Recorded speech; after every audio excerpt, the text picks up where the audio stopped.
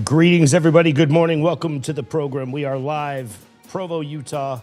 I'm live in Los Angeles, but the camera shot is in Provo, Utah, outside of the Charlie Kirk assassination hearing. We're watching everybody sort of gather and get themselves in the courtroom. Likely to be having some different arrivals. Some have already happened. But jump in the chat, hit that like button, subscribe to the channel. We're going to be covering this today. A lot has been happening in the trial. So much evidence, which in a lot of cases leaves more questions than answers. Very high security outside of the courthouse.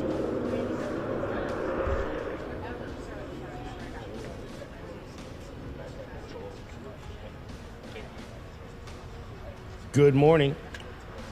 And we're just waiting for court to start here. I am live in Los Angeles. This is a shot from Provo, Utah. Tyler Robinson, guilty or innocent? That is the big question. So much evidence coming in the past couple days that we've seen.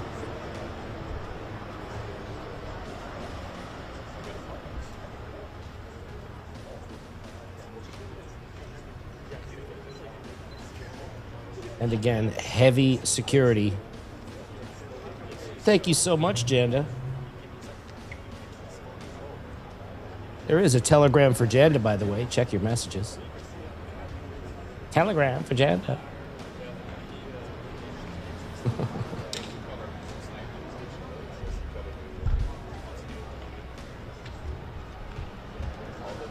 I mean, just wrapping your head around the evidence that we've seen in the last couple days.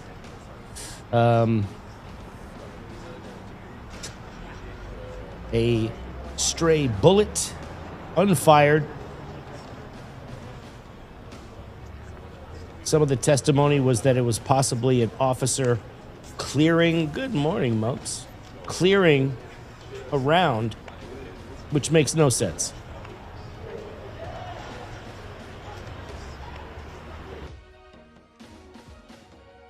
Oh, that's the wrong mute. I want to mute the music.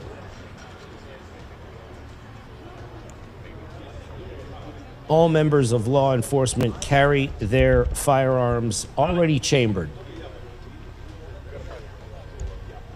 So that just doesn't seem to add up to me.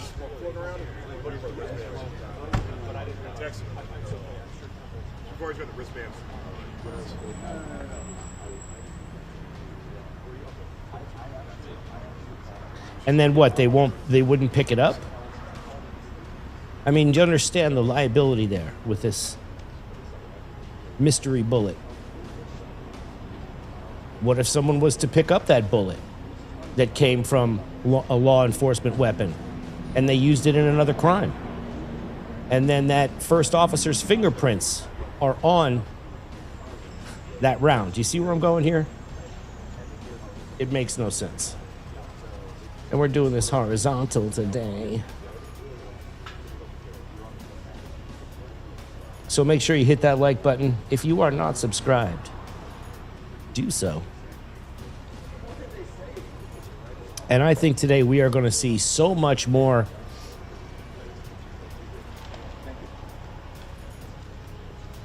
Now, will the alleged boyfriend, girlfriend, they friend be on the stand today? That would be interesting.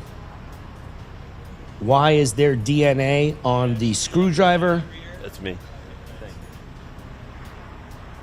Yeah, there's a lot of magic bullets here.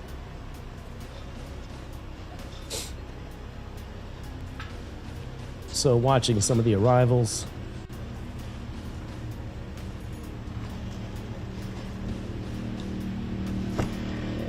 The crime scene was paved over within a very short time of this shooting. The lead investigator was asked on the stand, were you aware of the paving over of his crime scene? He said he saw it on TV. Really? That's your crime scene? And you didn't know that they were covering it in concrete?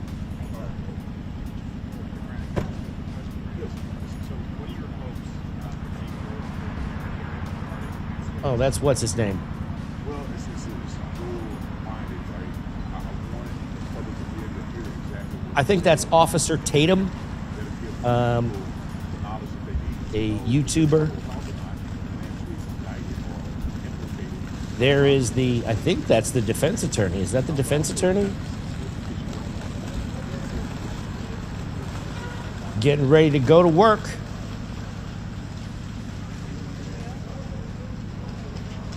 I think the defense attorney is doing a great job with the questions she's asking. And when a lead investigator does not know the state of their crime scene, again, that leaves more questions.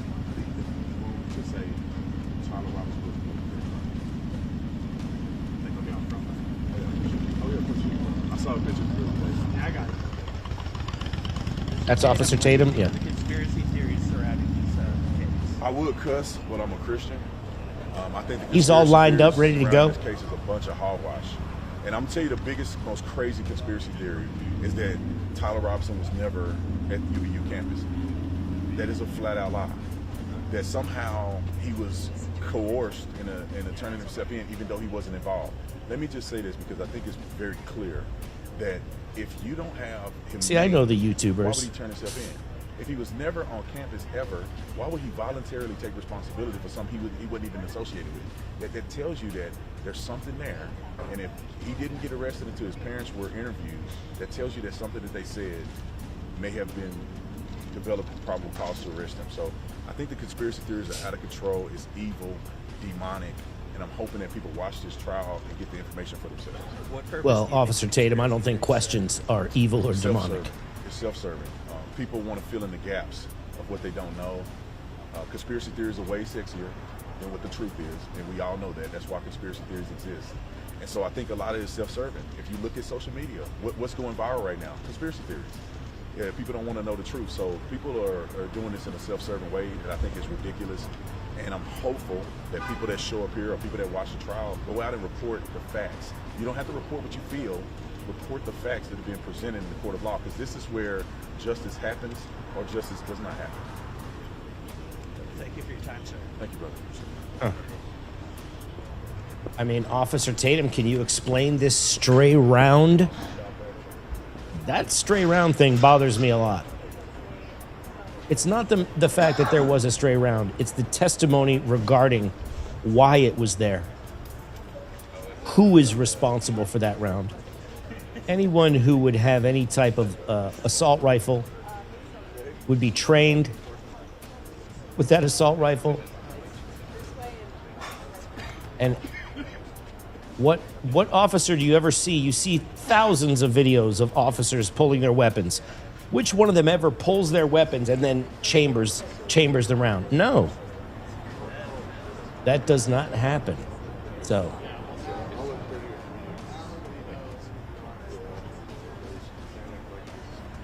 And that's not a conspiracy. That's a very legitimate question. So day 4, is Tyler guilty, and does the evidence actually add up? Messy testimony, cross-exam jitters, exhibits that either build a solid case or leave you with serious doubt.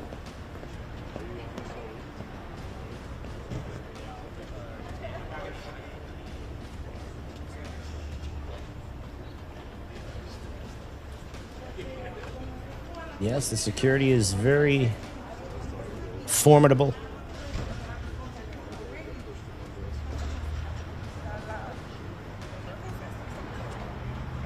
Yo así como, pero yo he venido antes y después de acá.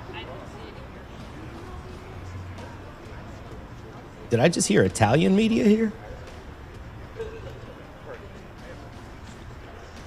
No doubt media from all over the world.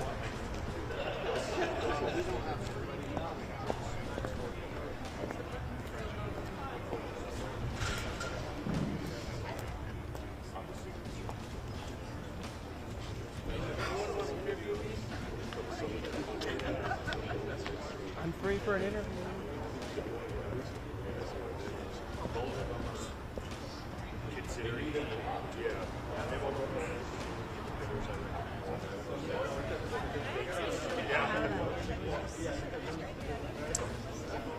Make sure you hit that like button. If you're not subscribed, hit that subscribe. Hit the notification bell. And fasten your seatbelts. I'm sure today is going to be a very bumpy ride.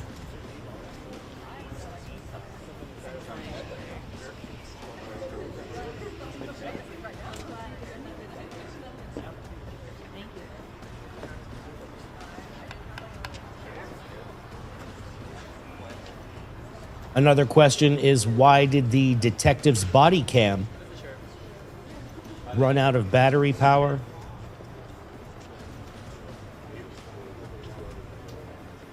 Are we going to see that footage? Some of the footage from the prosecution was altered. Morning. You know, with the little red circles, and they're showing you to concentrate on this part. That's altered. That's altered evidence. You just can't do that. That was dealt with summarily by the judge, Judge Tony Graff. Do you know who the big guy was?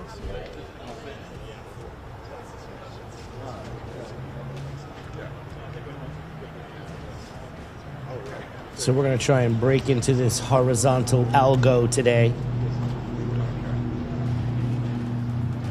So make sure you hit that like button.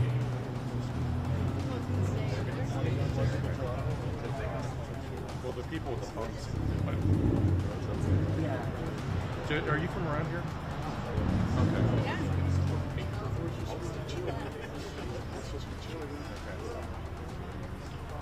Have you seen Erica Kirk? I believe Erica Kirk will be in the courtroom today.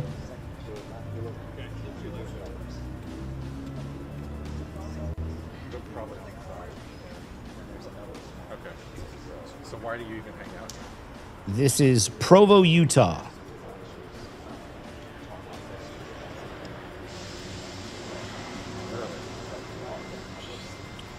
I am live from Los Angeles. Just because they want to sit in court.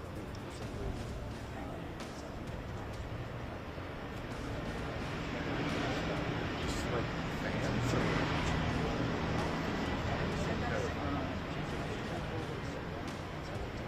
Right. Right. And then AP wants that stuff. Yeah. And we welcome all opinions in the chat. Just, you know, be reasonable. You know, you guys know what that means. It's Okay, cool. pretty simple.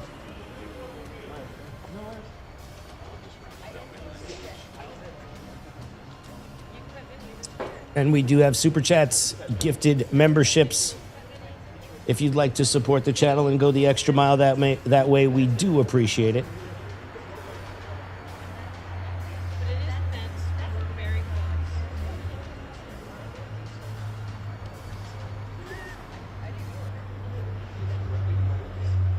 I can smell your fear. I think everybody can smell.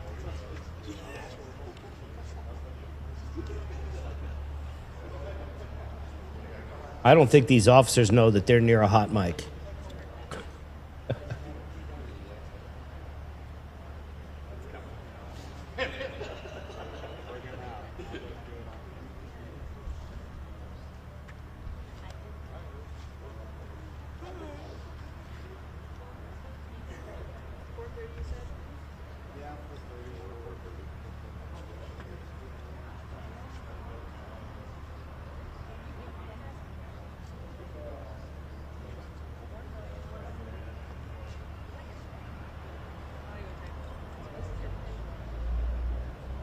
We've only got a couple minutes until the trial will be starting.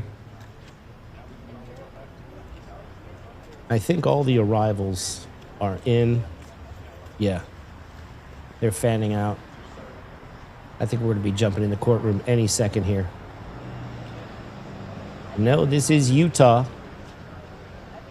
Lovely Provo. Provo, Utah.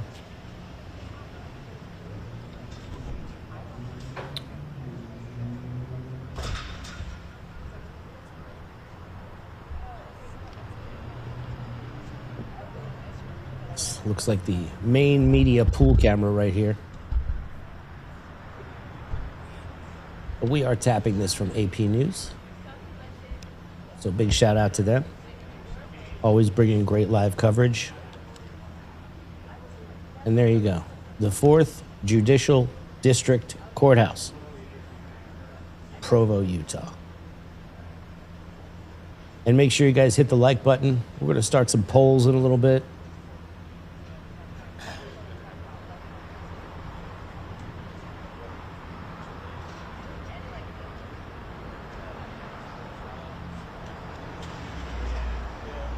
Well, this is the hearing for the trial, but, you know, just a general term would be trial.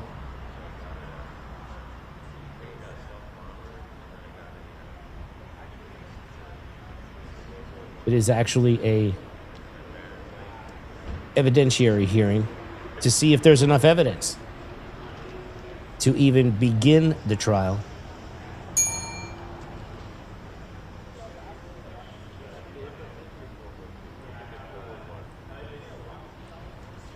And we should be getting started in just a couple minutes here, guys. Stand by.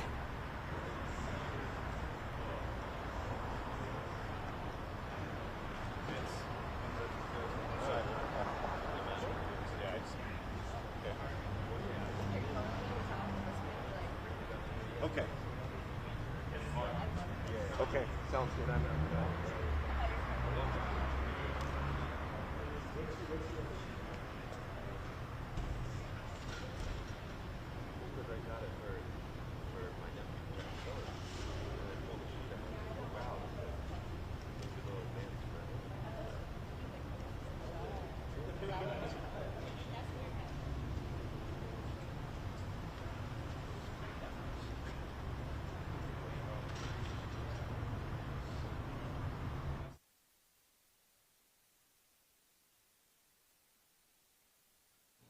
And now we are inside the courtroom. Inside the courtroom. Stand by.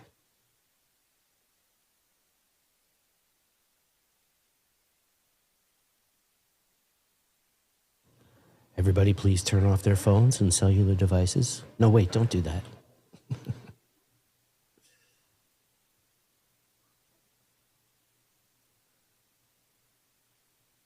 Everybody should be in the courtroom by now. Judge Tony Graff should be taking the bench shortly.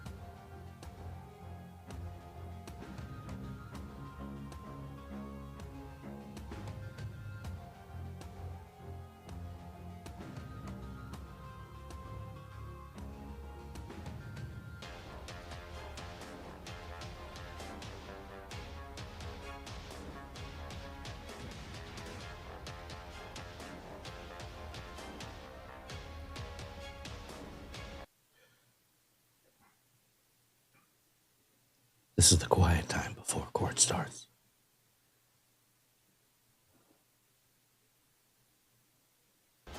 There we go.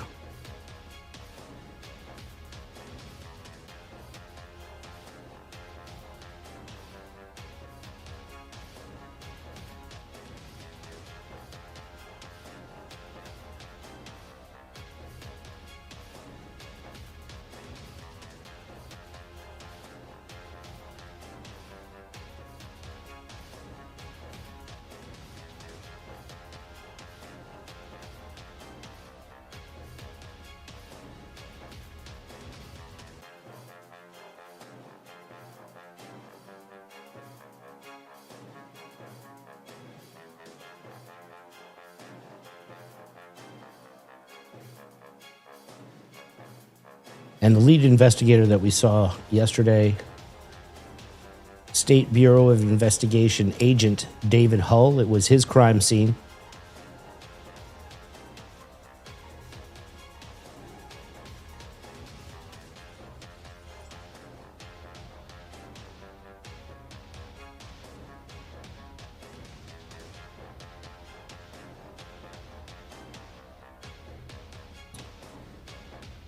One of the detectives who testified yesterday is from the same police department as the bricks and minifigs incident that so many have heard of.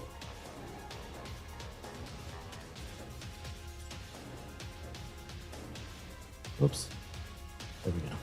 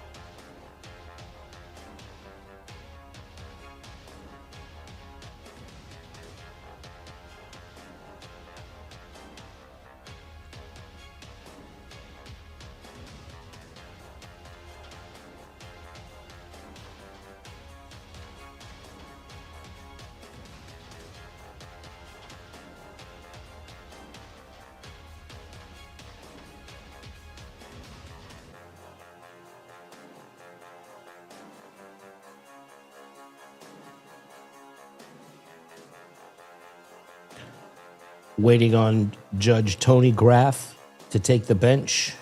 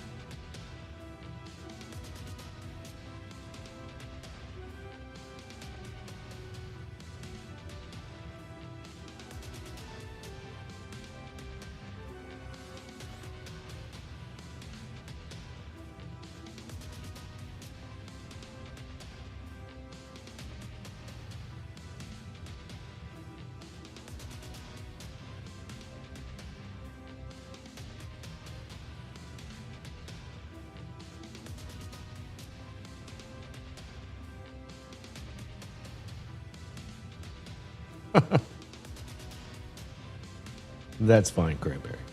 We're good. Thanks for being here.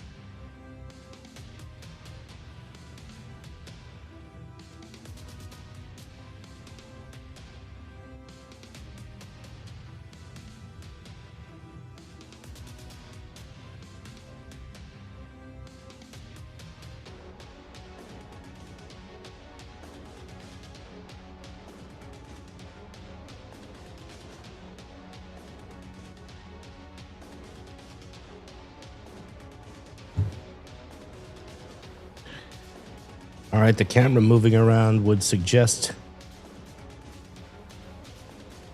the judge should be taking the bench shortly.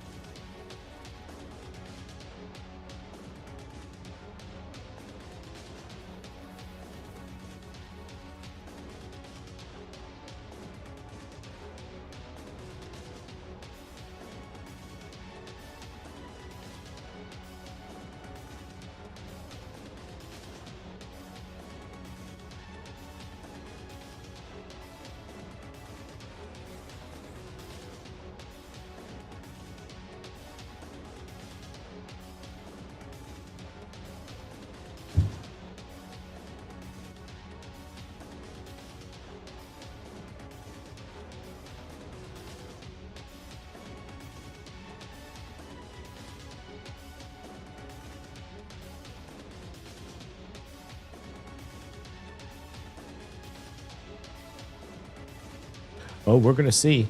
I'm not quite sure.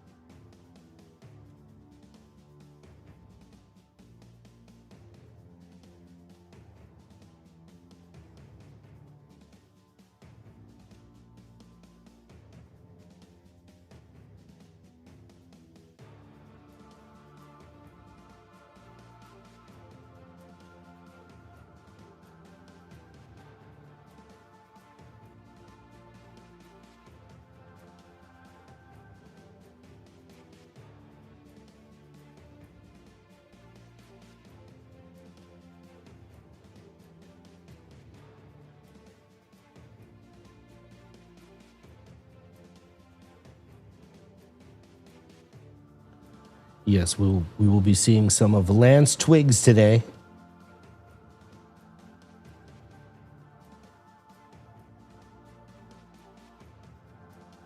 Thank you for that.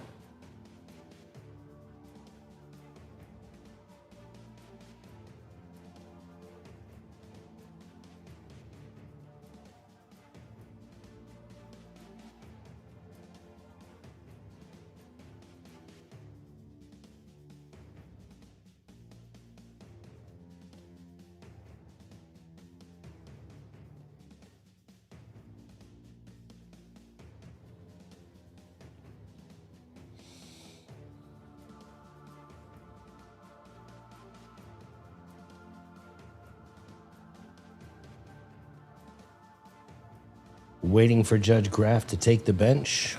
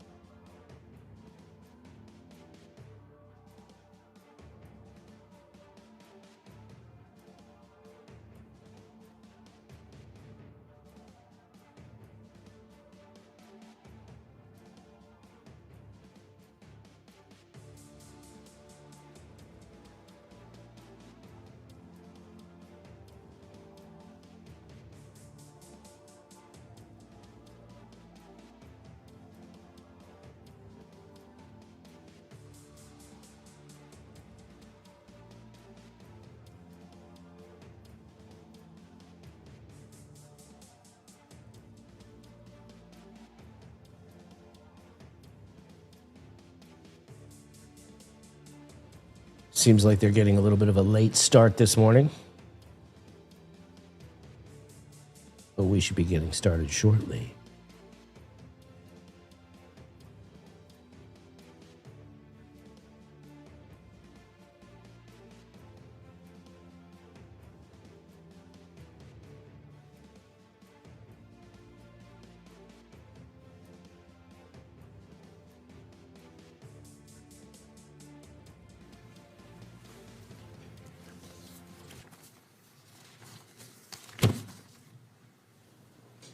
Here we go, ladies and gentlemen.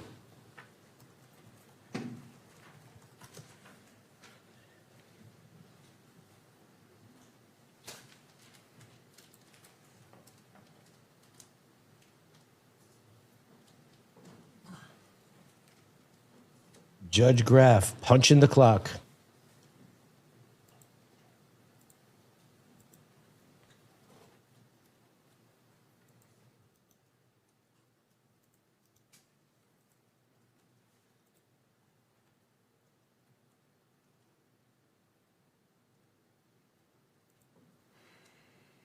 Make sure you guys hit that like button.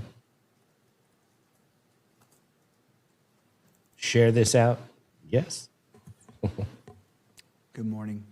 Thank you for the party's patience.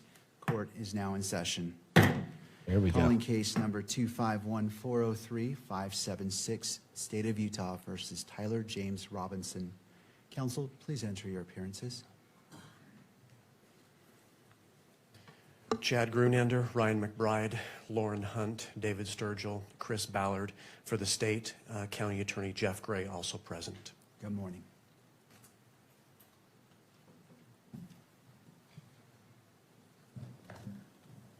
Good morning, Your Honor. Kathy Nestor, Richard Novak, Michael Burt, and Stacy Visser here for Mr. Robinson, who's seated at council table. Good morning. Good morning. Tyler Robinson is in the courtroom. Good morning, Mr. Robinson. And for the record, the court also recognizes the presence of Ms. Erica Kirk. Sorry. Good morning, Ms. Kirk. Erica Kirk is in the courtroom. All right. As you've probably come to expect, I do need to read the following as it relates to today's preliminary hearing. The court is mindful of the safety and well-being of all parties, counsel, witnesses, court staff, and members of the public. who may be present. The court is also mindful of its duty to protect and uphold the constitutional rights of both Mr. Robinson and Ms. Kirk.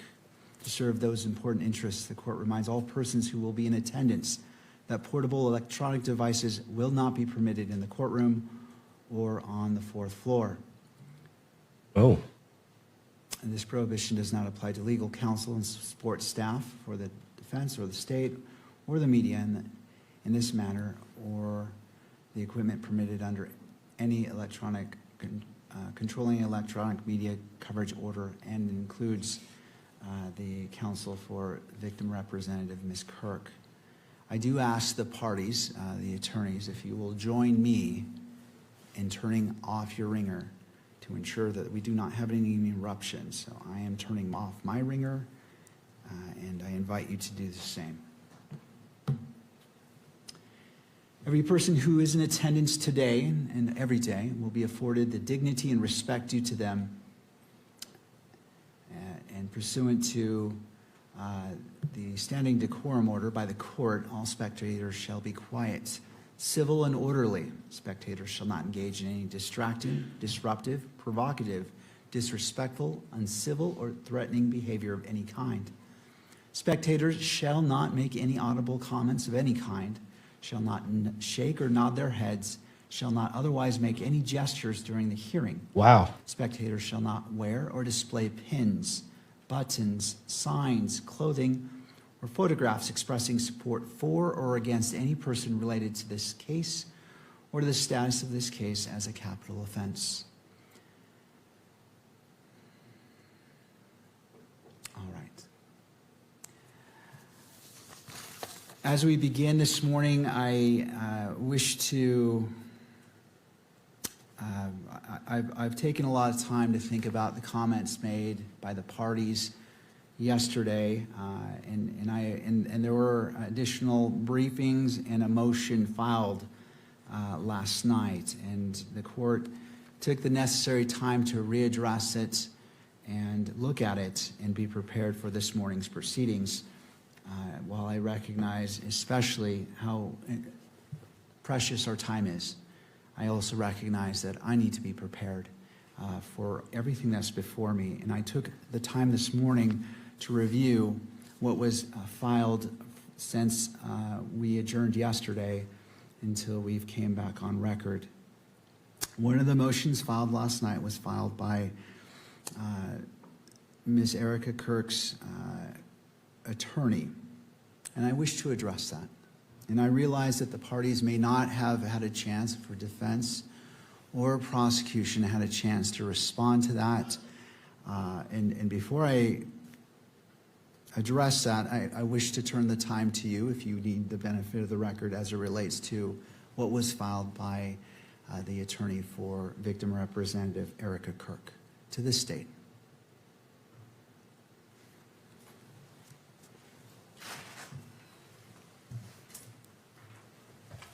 Good morning, Your Honor. Christopher Ballard on behalf of the state. We have reviewed that filing, and we believe that it fully accords with our position in our filing this morning that publishing exhibits to the courtroom is entirely appropriate and indeed honors the victim representative's right to be present in at this hearing. Thank you, Mr. Ballard. To defense, Mr. Novak.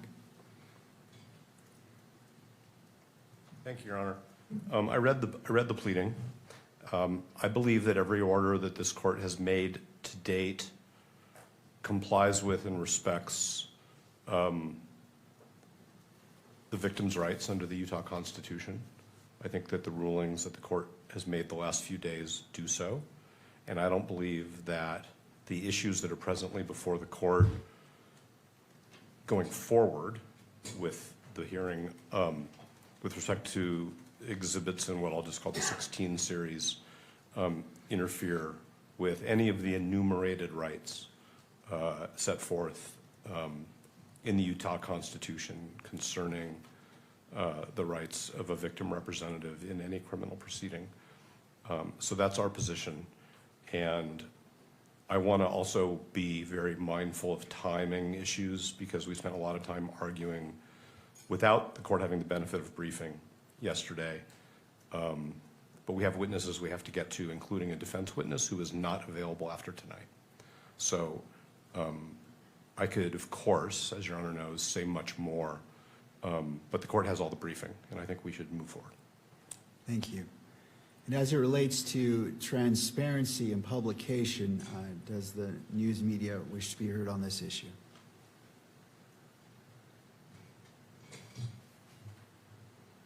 Only briefly, Your Honor. I've also reviewed the submission from yesterday. The court has always set this three-step process, and I think taking each of those stages, admissibility, publication to the courtroom, and coverage by the in-court cameras are three separate inquiries. Of course, the media believes, the media will be the party who stands here at this lectern and says, we believe we should see as much as possible. We're maximalist in that way, while recognizing the importance of protecting all the rights, including fair trial rights. But the idea of publishing something, of keeping something off of the cameras at the rear of the courtroom, but publishing it to those who are present here also is a meaningful step towards transparency.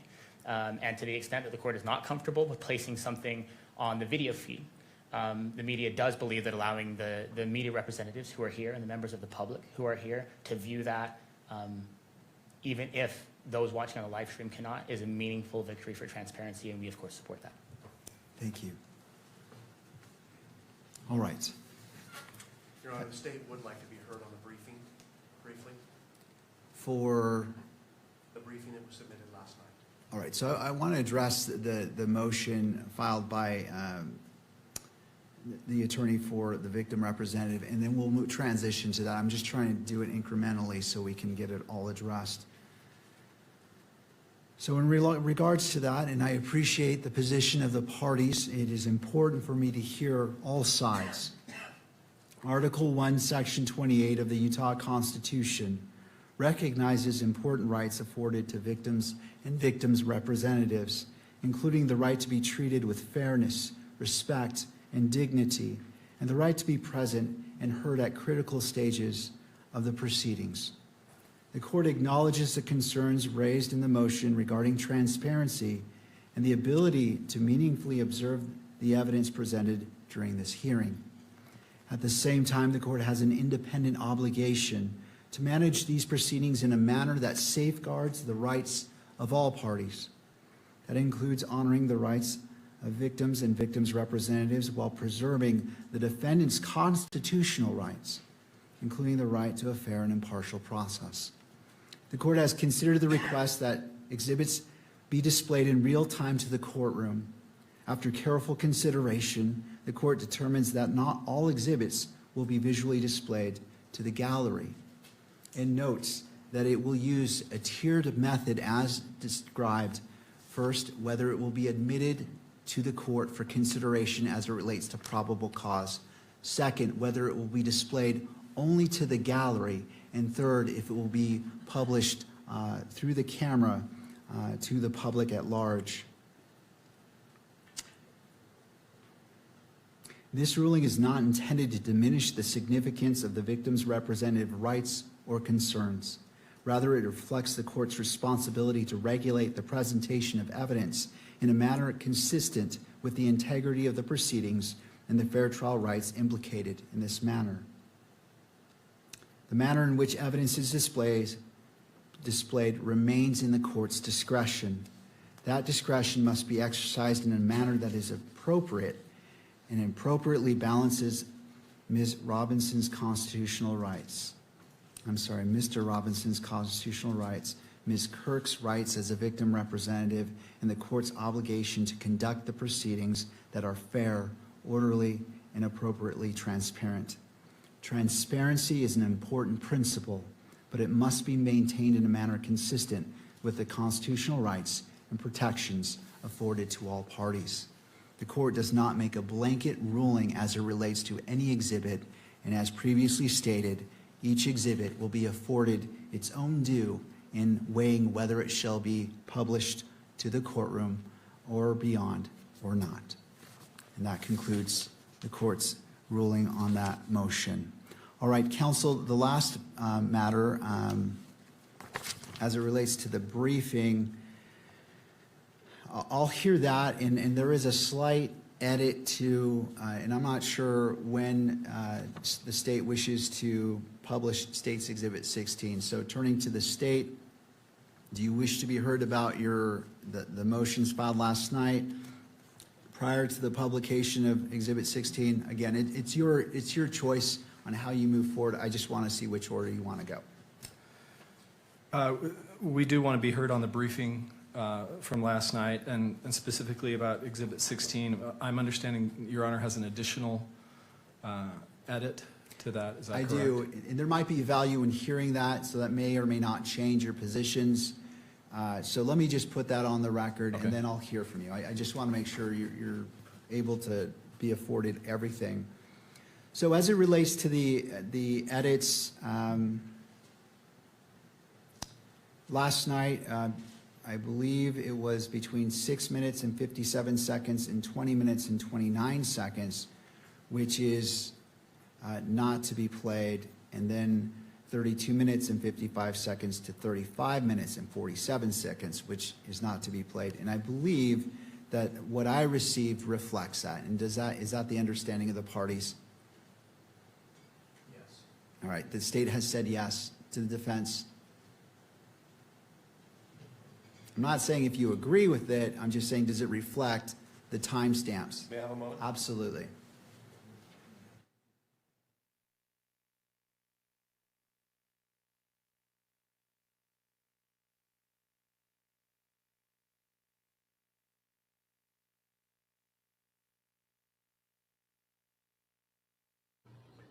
Just getting some of the preliminary housekeeping out of the way. Go ahead, Judge. I think, Your Honor, and then let's just see what the court is referring to. Well, I'm asking, did you receive a copy of the edited video? Okay, so I'll answer that question directly. The state sent us a copy of the edited video. The redactions of the audio were exactly as the court ordered, but we noticed that the video, which followed, ended up being inconsistent with the redactions of the audio. So I brought that to the state's attention last night. I believe that they ultimately forwarded to the court what I'll call version 2 of the redactions, which redacts the video that would have made the audio redactions sort of superfluous or ineffective. So that's sort of where we are. But we may be not communicating with each other about the same issue. I'm not sure. Well, okay, I just want to make sure that in regards to what was to be cut out comports with those timestamps I just gave. It does. Plus, the parties believe that additional video needed to be cut out to match the court's intentions with respect to the audio.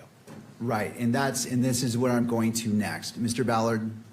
Yes, Your Honor. I think we're on the same page. We did, in conjunction with discussions with the defense, first of all, we prepared the redacted video as Your Honor ordered. Then after discussing with the defense, we prepared a second version that still maintained the audio redactions as the court ordered, but we took out the video portions that the defense. Yeah, Night Train, we're trying to chop into this algo. All It'll take a little time, but we'll get that, it. but here, and this is the court's own independent finding after spending significant time last night reviewing it. So I'm requesting a video-only redaction between 20 minutes and 29 seconds and 25 minutes and 23 seconds. And so what I looked at was what was on screen. So any video showing anything other than Mr. McBride and Lance Twiggs was to be redacted, with the exception of the screenshots of the images pulled from the surveillance video and the FBI bulletin, which I believe was also briefly displayed. I think we're all on the same page, based on what the court just said.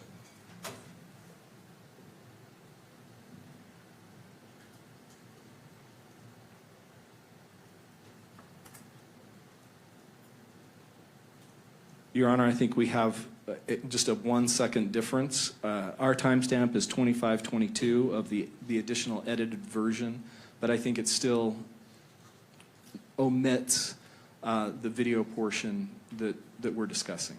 All right, well, it's a good day when we are literally on the same page. I'm glad that within 1 second we are all in agreement about this. So that the court, and it sounds like you're one step ahead of the court. I was going to say that if you had it, you simply turn off the monitor for that section. But if you've already made that change, then all the better.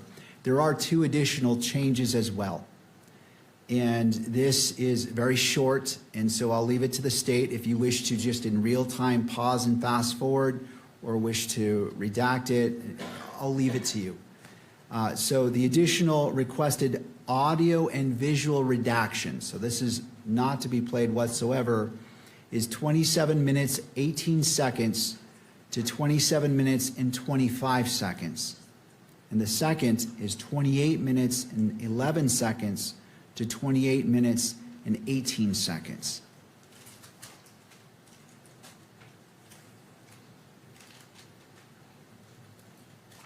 Your Honor, just to make sure that we've got that correct, the additional redactions would be 27 minutes and 18 seconds to 27 minutes and 25 seconds. Correct for the first one.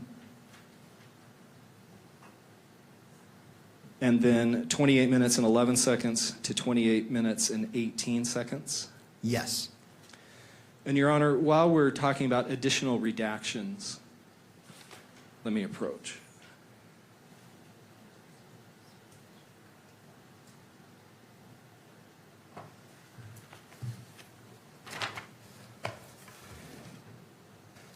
When Your Honor made his ruling yesterday afternoon, it wasn't entirely clear the basis for these redactions that the court proposed. The state's understanding was that those additional redactions were based on the potential that the video 1102 would be showing duplicative evidence and would be displaying evidence that would be duplicative of future exhibits. And then also potentially a concern about admissions by the defendant. Portions that the court has ordered to be redacted do not have any of those concerns as far as the state's view of that evidence. And I would like to be able to point the court to those. We've got 2 brief portions that we believe don't implicate those concerns and should not be redacted. All right. Does Your Honor have the transcript? I do. In front of you? Okay.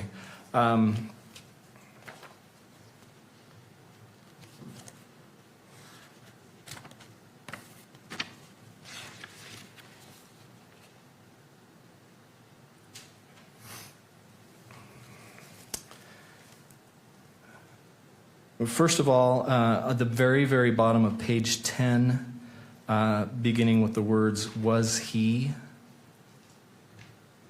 and then over to page 11, down to timestamp 1646.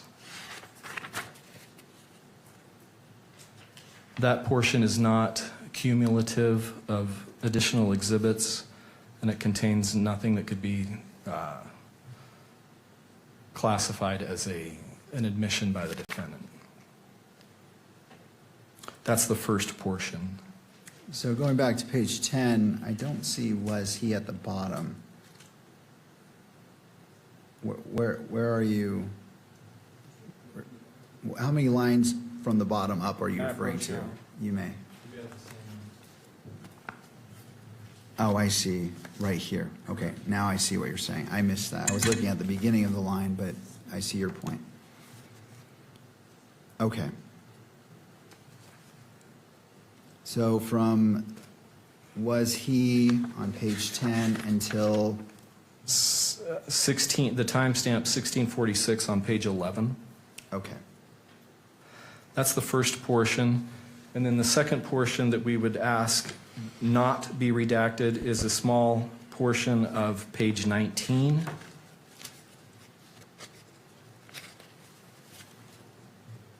And it begins, let's see. It would be the 5th paragraph down, Mr. McBride stating, "Okay,"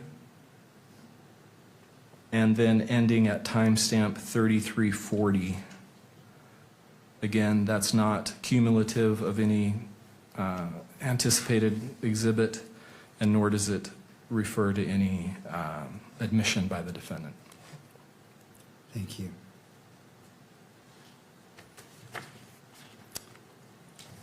Have you heard? Yes, you may.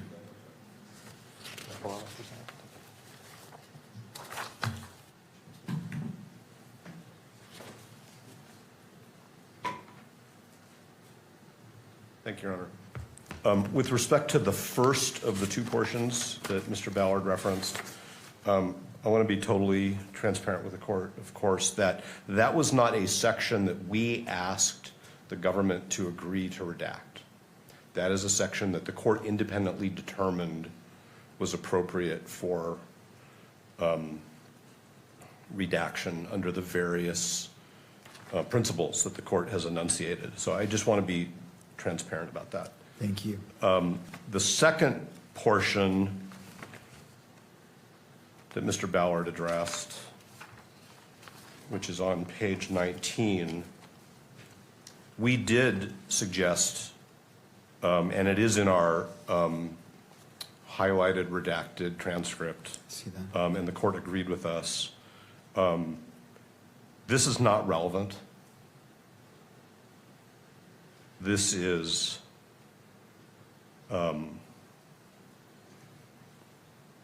not admissible under 403. I don't understand how this questioning by Mr. McBride and the answers to these questions by Mr. Twiggs, and now I'm going to quote the Utah Rule of Evidence, has any tendency in reason to make a fact of consequence more or less true. That's the relevance question. So I understand that the court has said, I can make determinations of which portions of this transcript to rely upon, but from my perspective, what the state is asking the court to do is to broadcast a portion of the transcript which we are saying is not relevant, and to the extent it has any relevance, is significantly outweighed by undue prejudice. All right. I am not Mr. Twiggs' representative, but I think as a witness who has counsel, there might be something that Mr. Twiggs' counsel would want to say about this as well. I don't know what it would be, but my firmly held belief is it would be consistent with what I'm saying, which is that it is neither relevant nor probative of anything of significance, especially in compared to the undue prejudice. Thank you, Your Honor. Thank you, Mr. Novak. Mr. Ballard. Thank you, Your Honors. Mr. Novak recognized Mr. Twiggs was represented during this statement. His counsel knew that this was being prepared to be produced in court, and his counsel made no objections to this part of the interview. And this is critically relevant. It provides important foundational information about Mr. Twiggs and identifying information about him, and then also it's very relevant to the enhancement that we have charged. All right. Thank you. Anything further before the court rules on? Yeah, the these two prosecution requests? brought in some altered evidence All right. yesterday, which was In shot reviewing down. the first section, again, citing to page 10. No pun And I intended. know it is, to anyone listening, this may not make sense when I'm saying page 10, but it's roughly just a few seconds after 15:39 on the video, starting with "was he," and ending at 16:46 with the last word "asking," after hearing and considering what has been argued, the court agrees that this, in applying a balancing test and as it relates to transparency, to ensure the court is taking a very narrow approach in what is or is not published to the public, that this is permissible. It doesn't run afoul of the issues that the court addressed previously, that the court is trying to avoid by publishing portions.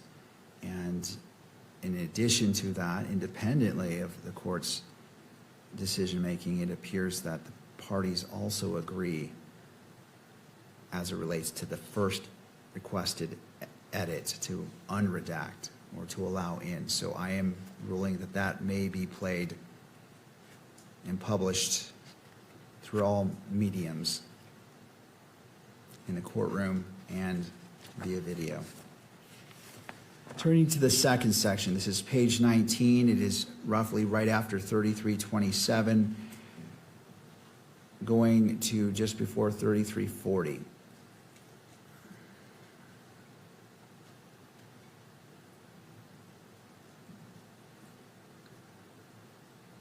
Sorry, Your Honor, just to clarify, what we asked was just before 3307. 3307? Correct, yeah. Yes. Right after 3255, where All right. Mr. McBride states, okay. I see, thank you. Let me just take a quick second to review this.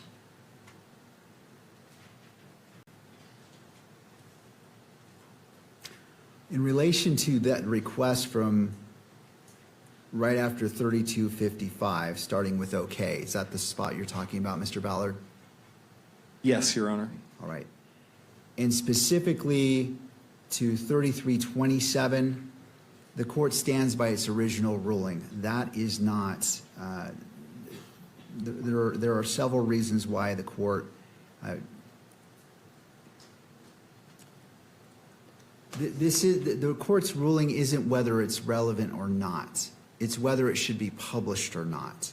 And again, as previously stated, the entirety of Exhibit 16, the court is receiving without any redactions or edits. The court is considering it as it weighs probable cause. However, for publication, the court finds that the requested section from roughly after 3255, starting with okay, ending at 3327 is, the court finds that there are interests served by not publishing this to the courtroom or to be broadcast. I note the, and I recognize Mr. Novak's statement as it relates to what Mr. Twiggs' counsel may or may not assert, but the court finds independently that this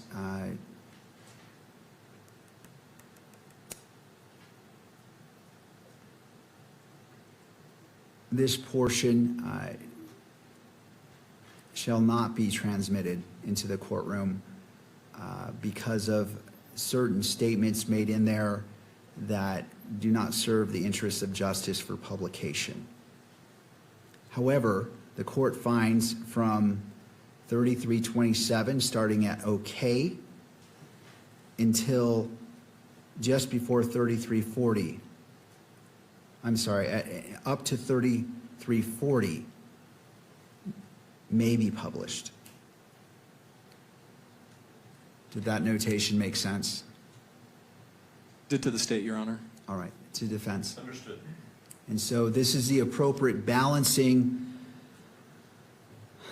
of being transparent while at the same time maintaining the constitutional rights or balancing the constitutional rights of all parties and what is appropriate for publication. And this may be published not only to the gallery but to the media as well that goes beyond the gallery itself. All right. Anything further on State's Exhibit 16? Not from the state, Your Honor. Thank you. All right. And I note the defense is nodding their head as well and not indicating any more is needed to be discussed at this point. All right. I think we've put State's Exhibit 16, we've addressed it. Turning to the state.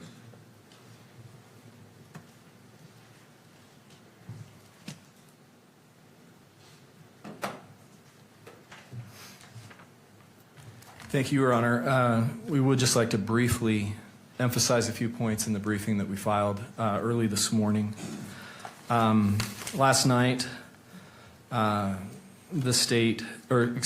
defense raised the issue of publishing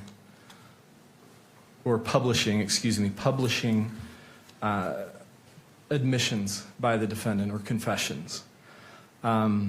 They cited to one sentence from the United States Supreme Court opinion in Estes versus Texas that relies on the Rideau versus Louisiana case.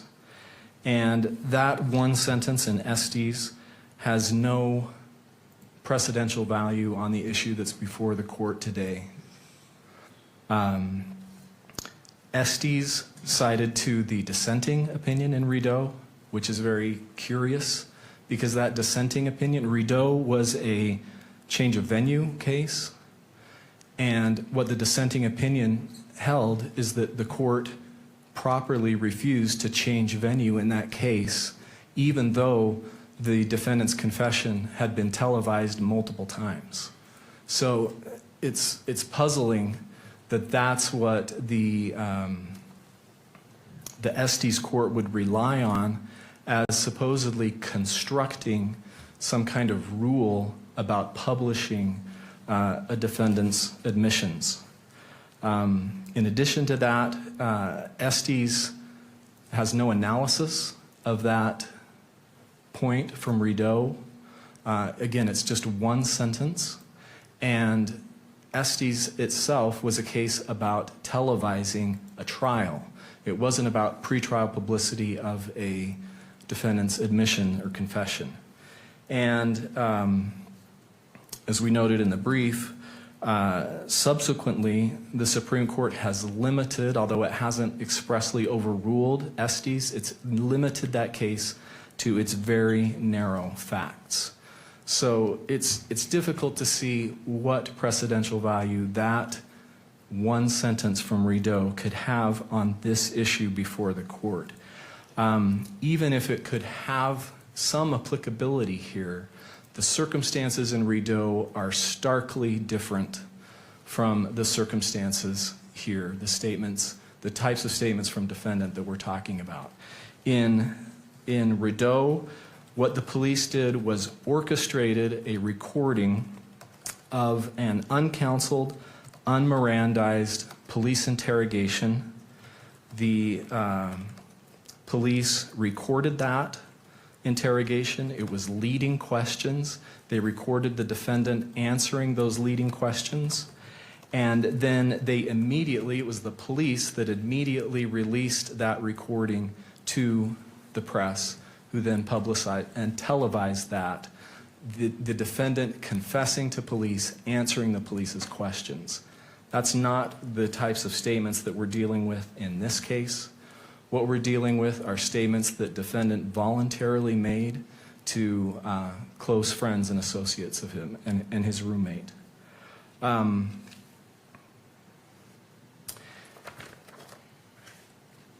Sorry, just one other point about Rideau and that dissenting opinion. It's interesting that in that dissenting opinion, that judge that the court relied on in Estes continued on in his opinion and said it's an impossible standard to require that a trial court be a laboratory that's completely sterilized and free from any external factors. So again, it's hard to see how Rideau has any precedential value, and even if it did, the circumstances are completely different than from the types of statements that we're dealing with here. The state has also cited to several other courts that have easily distinguished Rideau and have made it clear that there is no blanket ban on publishing, especially just in court, a defendant's voluntary admissions.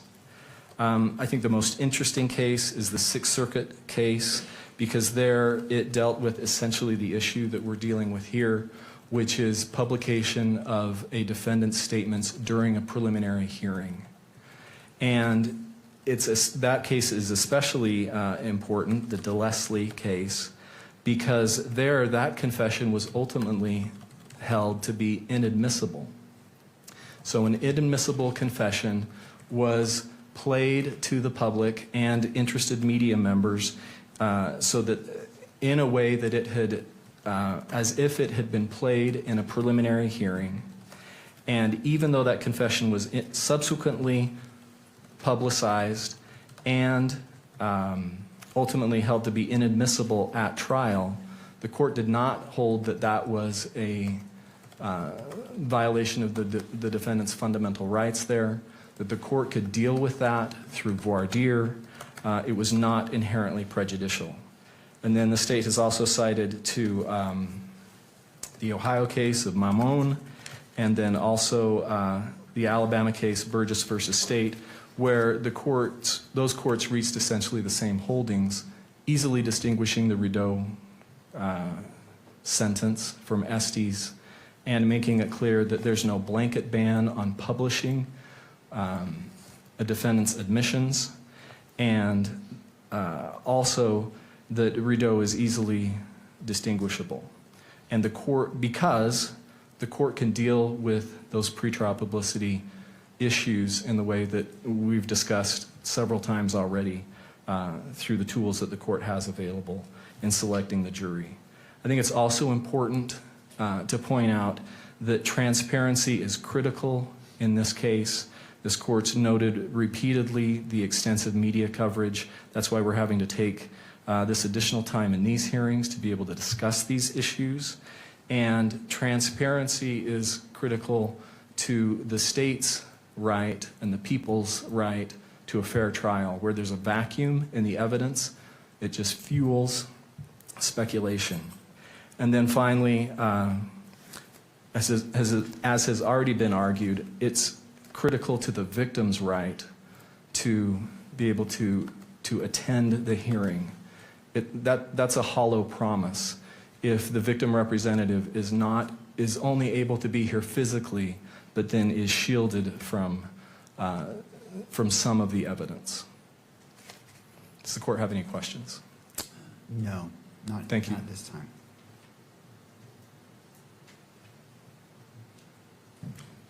Mr. Novak. Thank you, Your Honor. The parallel between Mr. Robinson's case and the Rideau case is this. Mr. Rideau's confession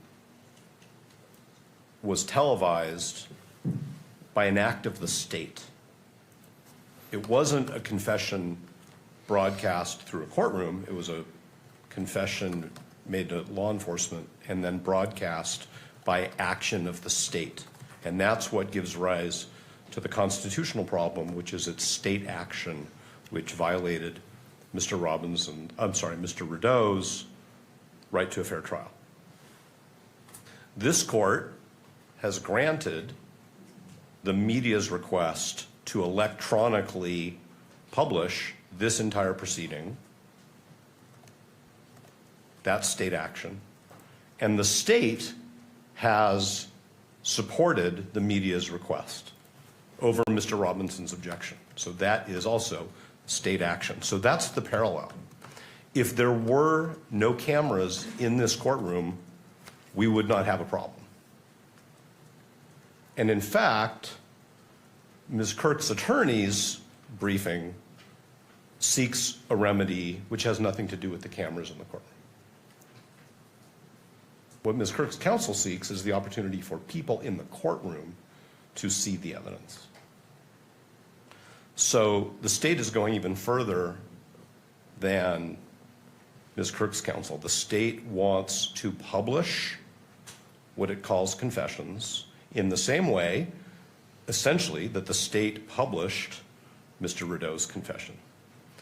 Now, the only other thing I want to talk about is that Mr. Ballard's correct that the blanket rule that there is unrebuttable prejudice that's stated in Rideau.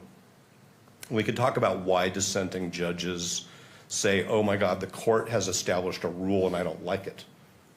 That's what's going on there. But it was in the Skilling case, a Supreme Court decision in 2010, where the court said, yes, we really are going to let judges decide whether potential juror exposure to pretrial publicity makes them makes them unable to serve. But there is an extreme case. That's not my language. That's the Supreme Court's language in Skilling. There are extreme cases of pretrial publicity where prejudice is going to be presumed. And so that's obviously about what has to be proven in terms of the prejudice. But when it's an extreme case, what the Supreme Court is saying in Skilling is there's a presumption. And I believe that this court has already made findings over the last 9 months that this is an extreme case with respect to the quantum of pretrial publicity, the way in which it's being monitored by the public, the speed with which these proceedings, even this week, are being dissected and broadcast through all of the technology channels that we have. So it's our view that this is the extreme case that the Supreme Court talked about in Skilling. We wouldn't have any state action giving rise to this problem if we didn't have cameras in the courtroom. And that's why we think that Exhibits 16.1, 16.2, and 16.3 need to be managed in the way we've asserted. Thank you, Your Honor. Thank you. Mr. Ballard. Thank you, Your Honor. Just briefly, Mr. Novak's misrepresented the state's position. We're not going beyond what the victim representative has asked for. As we made clear in our briefing this morning, that we filed this morning, we are asking that these exhibits, unredacted, be published in the courtroom. Not electronically, but they be published in the courtroom. It's not the camera in the courtroom that's the problem. The issue here is the public's right. This is a public hearing. The court's ruled that it's a public hearing. Kearns Tribune recognizes that preliminary hearings are public. And the public that is here in this courtroom should be able to see the exhibits that are admitted and that the court is going to rely on. And that is even more important to the victim representative's right to be able to be present and to observe these proceedings. Thank you. All right, counsel. Your Honor, if I may, I'll be brief. I want to begin by saying thank you to both the parties, to the state, to the defense, to the court. Today, the time that's being taken today and the nimbleness that's required to talk about things like a transcript in open court is a challenge. I recognize that it presents difficulties and that it takes time. And I want to begin by thanking both the parties and the court for taking the time to do that. It's important to the public, and I appreciate the court doing that. I know the public does as well. The only thing that I want to say with respect to this question about admissions or confessions is something that I hope will help the court. The court is looking at Rideau. It's looking at Estes. These cases from 50 or 60 years ago in a different media environment under the United States Supreme Court. I want to urge the court to do what the court has done before, and that's to look at Algier. This is a 2011 Utah Supreme Court case. It's obviously in the wake of Rideau. It's obviously in the wake of Estes. It's here in this state, unanimous Utah Supreme Court, upholding a decision made by Judge McCleave below in a case that has striking parallels to this one. In the Algier case, there was a murder trial.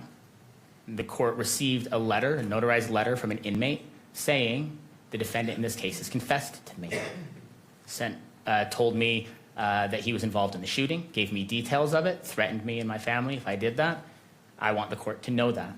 That was provisionally sealed for many of the same reasons that the court could conceivably consider keeping some of this information from the public. The court did a two-step analysis. It began by trying to determine whether or not there was a presumptive right of access to that document. The answer is yes. There is a presumptive right of access to this proceeding as well. Like Mr. Ballard just said, because this is a preliminary hearing, there's a presumptive right of access for the public. The second question was simply whether there's some kind of balancing that should be done. Notably, in paragraph 17 of that Algier case, it stressed something that we have said over and over again, which is much of the information that would be revealed through that letter had already become public at that point.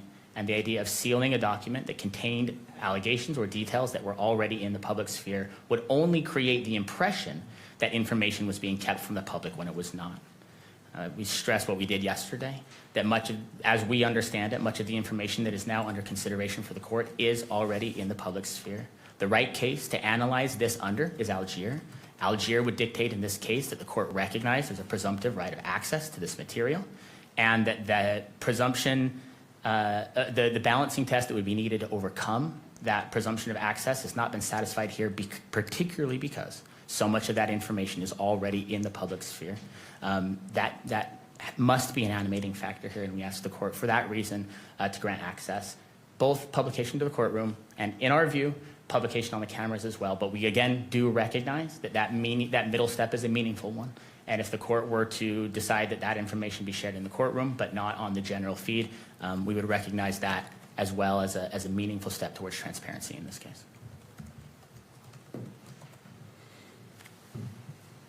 Counsel? Good morning, Your Honor. Jeffrey Nyman on behalf of the Kirk family. And we appreciate the court is trying to balance here, but the Kirk family's waited 10 months for this hearing. And they have a right to be here, and they have a right to hear the evidence. They have a right to see and feel what's going on in this courtroom, just like, and they want to understand, Judge, what you are viewing. They want to see the evidence. And we understand you have to balance, but at a minimum, this courtroom needs to be open for the evidence to be displayed openly in this courtroom, for them to see it. The Utah Constitution gives them the right to be here, and to be here and not to see the evidence, what's the point of being here? We ask you to let the evidence be seen in the courtroom, please. Thank you for your time. Thank you, counsel. Anything further as it relates to exhibits 16.1, 16.2, and 16.3 as it relates to what's been briefed or any other arguments? I just want to make sure it has all been received before the court issues its ruling. No, thank you.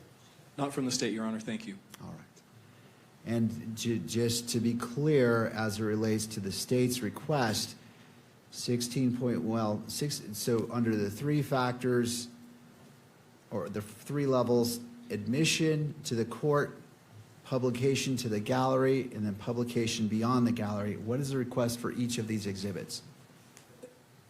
We are asking,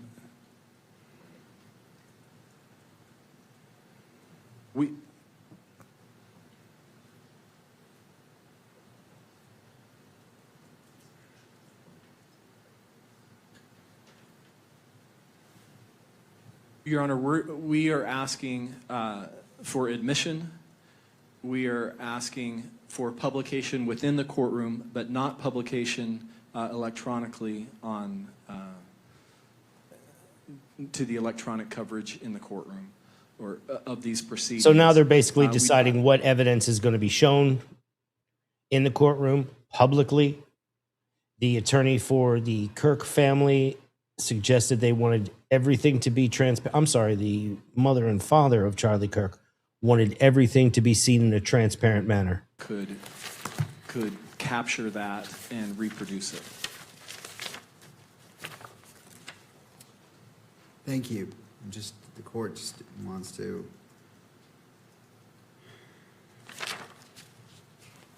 And just for clarification, 16.1 is the text messages, 16.2 is Discord chats, and 16.3 is photograph of notes. That's correct, Your Honor. All right.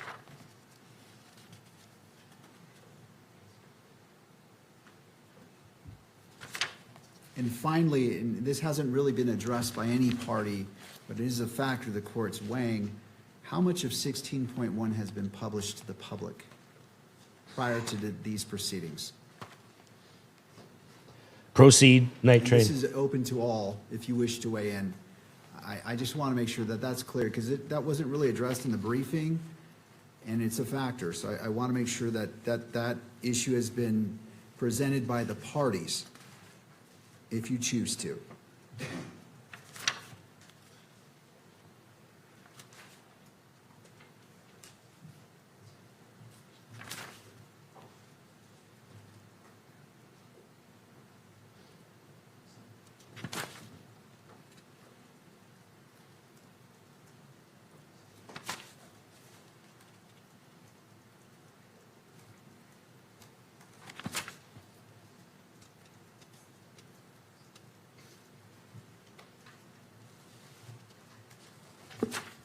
Your Honor, with respect to Exhibit 16.1, some of those text messages do appear on pages 8 and 9. Pages 8 and 9 of the information that is public. Could you give me a rough estimate or percentage of how much of the total amount of 16.1 appears not in the information? Again, I'm just trying to create a record of what is out there from your perspective, so the court can consider that in its analysis.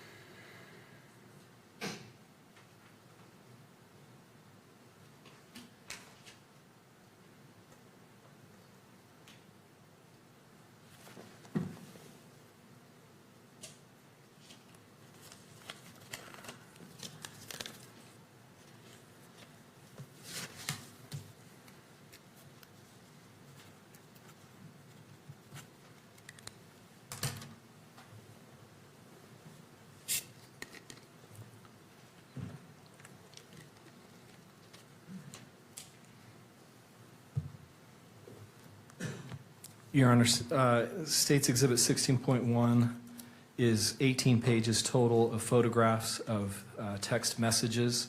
It's approximately 5.5 pages of those 18 pages that are reproduced in the information. Thank you for your patience. Thank you, Mr. Ballard. I appreciate you doing that on the fly. Anything further from any party?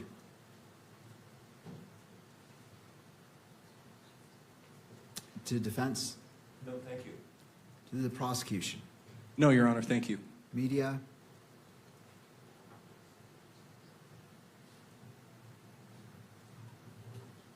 I'll just point out for the court that in addition to the text messages, I believe, I haven't seen the other exhibits, but I believe that at least the note itself, which is another one of the exhibits, is also described in the information.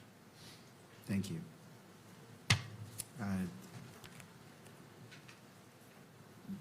Ms. Kirk's victim representative attorney.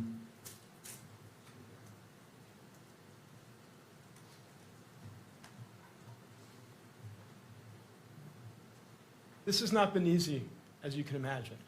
And I think the family deserves to see the evidence that's been gathered in this investigation. They deserve to know what happened to Charlie. So we urge the court to please, again, display the evidence here in the courtroom.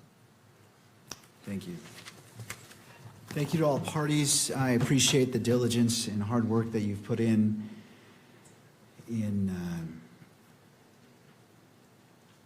briefing, argument. These are important exhibits as it relates to what should be considered for, again, to be clear, these exhibits are being admitted to the court in its entirety.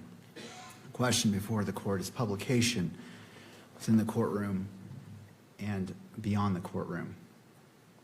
And so this is the ruling as it relates to the briefing, and I know it wasn't a formal motion, but I'm just trying to be thorough in my approach. This matter comes before the court on state's request to publish exhibits 16.1, 16.2, and 16.3 during the preliminary hearing and defendant's objection to that request. The exhibits consist of text messages between Mr. Robinson and a witness, Discord messages between Mr. Robinson and others, and a written note the state attributes to Mr. Robinson. Attorneys for Mr. Robinson argue the publication of the exhibits during the proceedings subject to electronic media coverage would create a substantial risk of prejudice and impair his rights to due process under the 14th Amendment. The defendant relies on Rideau versus Louisiana, Estes, and Skilling, and asks the court to consider any admissible exhibit for the purposes of the preliminary hearing while limiting their public display or broadcast. The state responds that Rideau and Estes do not require a categorical restriction here. The state argues that the exhibits are materially different from the televised custodial interrogation at issue in Rideau because they are written communications allegedly made outside law enforcement custody. The state also argues that the potential prejudice can be addressed through trial management measures, including voir dire, and that the victim representative has an interest in being present for and able to follow important criminal proceedings. The court has considered the parties' arguments, the nature of the exhibits, and the procedural posture of this preliminary hearing, the defendant's due process interests, the public nature of the criminal proceedings, and the interests asserted by the state and victim representative.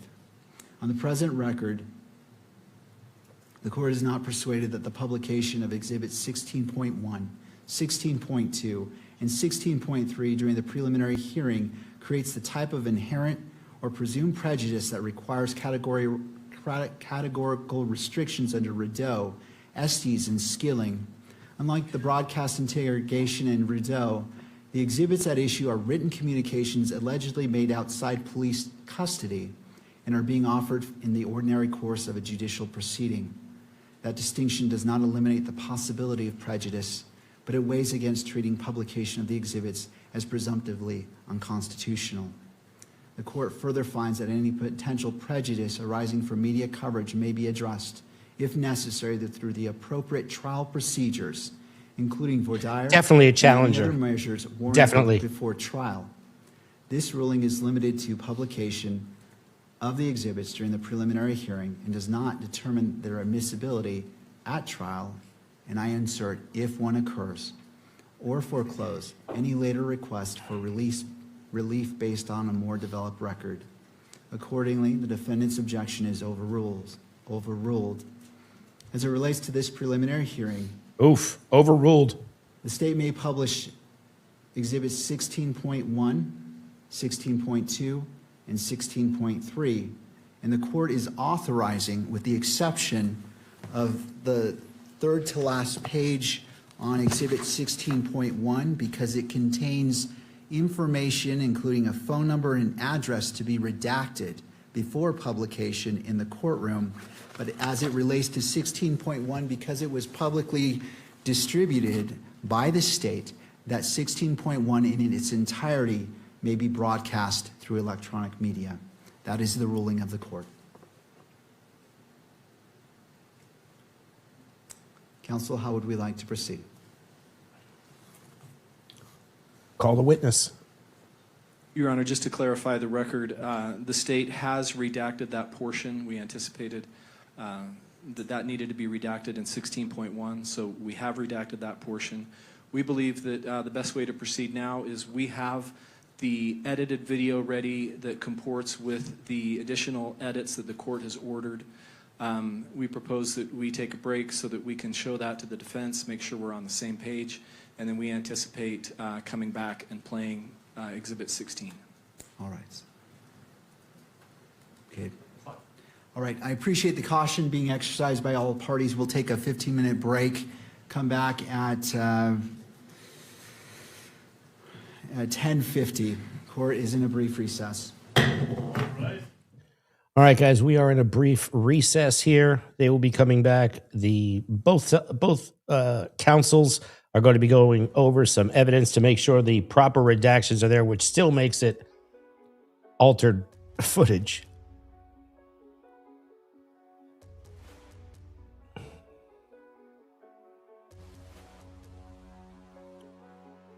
So kick back, grab yourself another cup of coffee.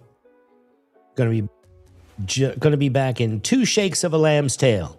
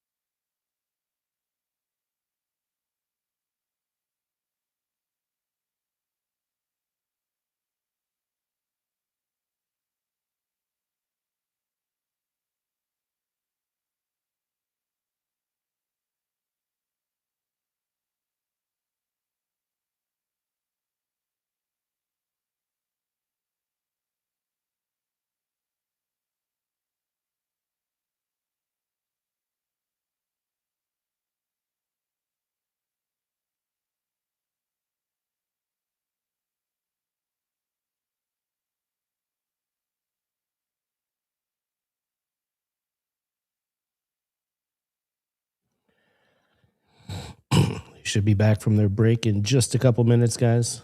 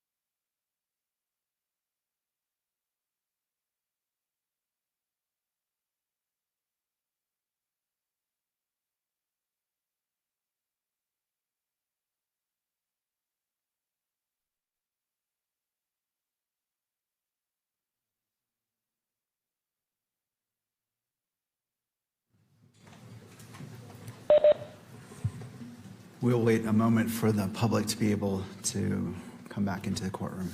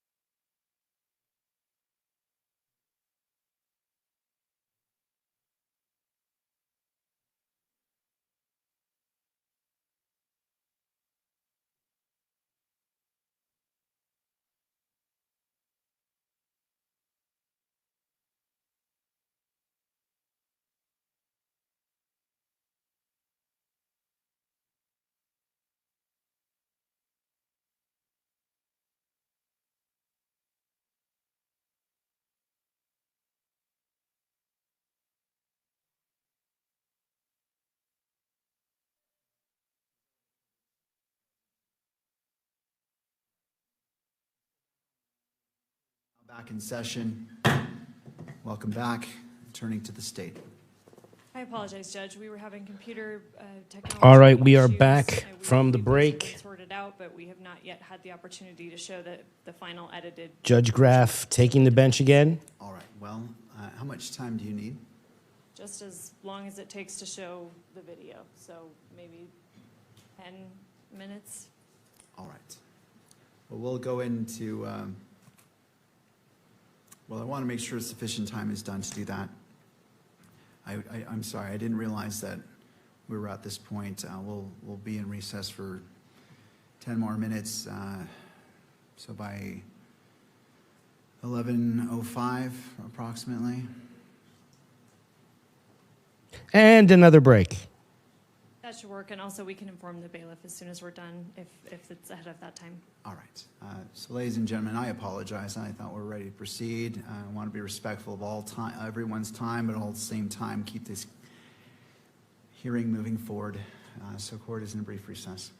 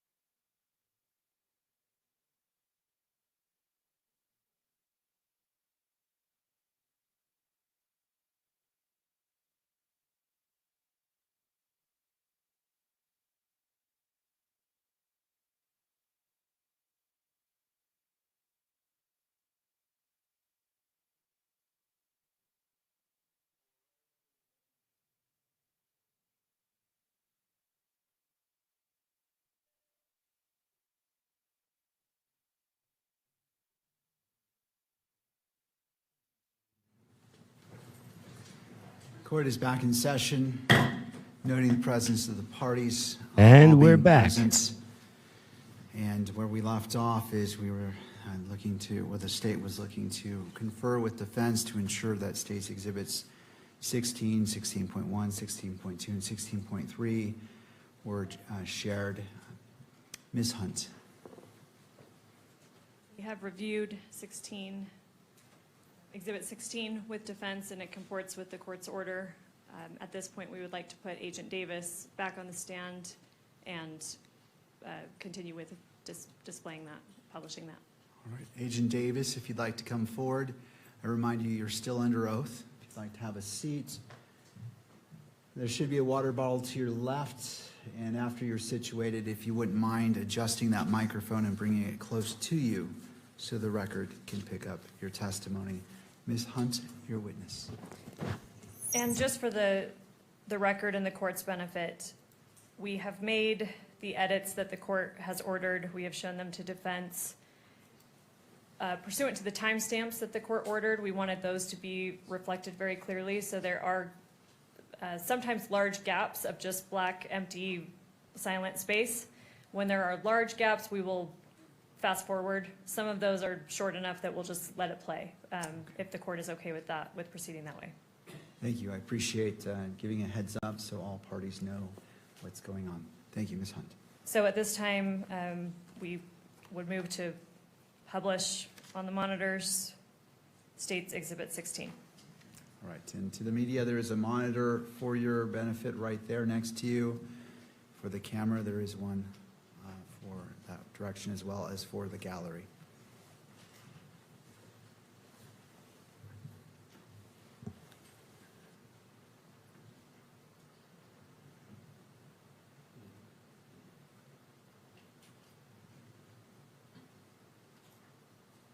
This meeting is to use your statement here instead of your testimony at a preliminary hearing.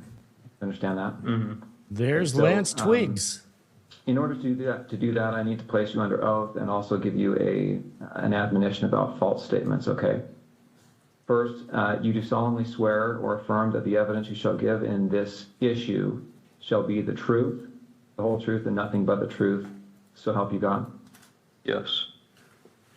I also need to notify you that you are notified that statements you are about to make may be presented to a magistrate or a judge in lieu of your sworn testimony at a preliminary examination. Any false statement you make and that you do not believe to be true may subject you to criminal punishment as a Class A misdemeanor. You understand that? Yes. It potentially could be used as for punishment as a higher offense as obstruction of justice.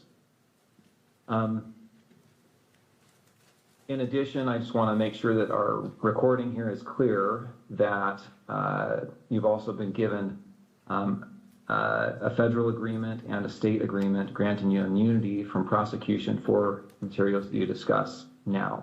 Do you understand that? Mm-hmm. Okay. First, we're going to cover some of the things that you've already talked about, but to make it as part of this record. First, what's your name? Full name with middle name or just first and last? First and last is fine. Okay, my name is Lance Twiggs. And do you know Tyler Robinson? Yes, I do. Yeah, I do. And this is the same Tyler Robinson that's been charged with the shooting of Charlie Kirk? Yes. And would you say when you first met Tyler?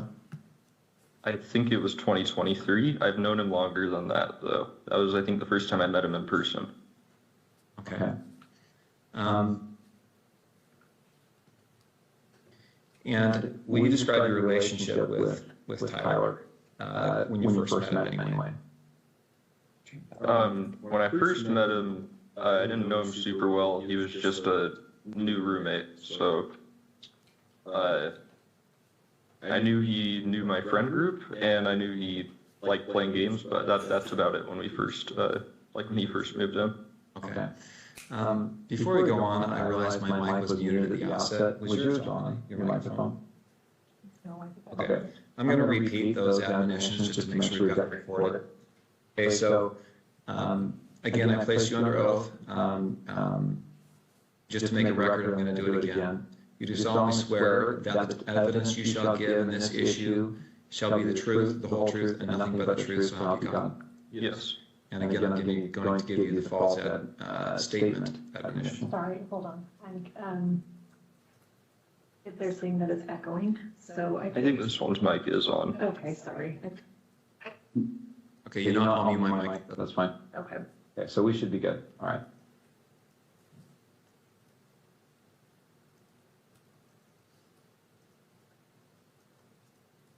Is that mic on? Yes. Okay, great. All right, okay, sorry about that interruption. All right, so you said when you first met you were roommates? Yeah. Okay. And then at some point, your relationship progressed to something more than just roommates, is that right? Mm-hmm. When was that? I think we started dating 2 or 3 months after he moved in. Okay. And where did you live at that time? St. George, in an apartment complex. And is that apartment the same place you lived when on September 10th? Yes. When you lived there with Tyler, were you in the same room? Did you live in the same room or different rooms? No, separate rooms. And at that time, let's say September of 2025, what were you doing with your life? Were you working, school? I was working. I was doing like bathtub and shower repair and stuff in new construction. Okay. How about Tyler?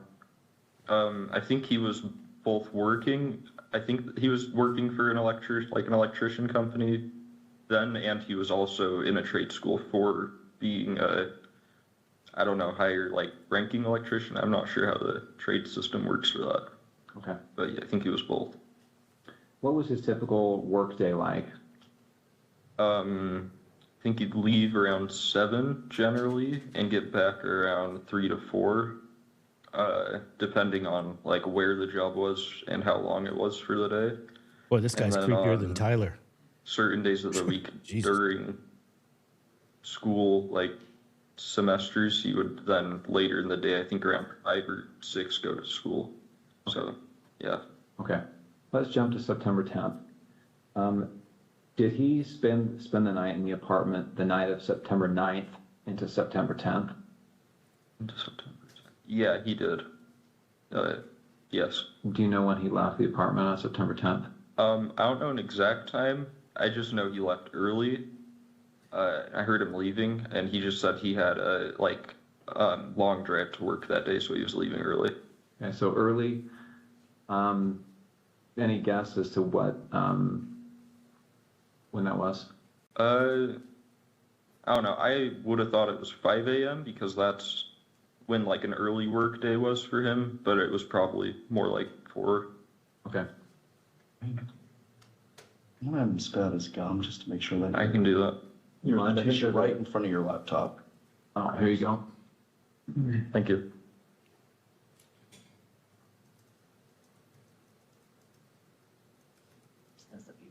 Thank you.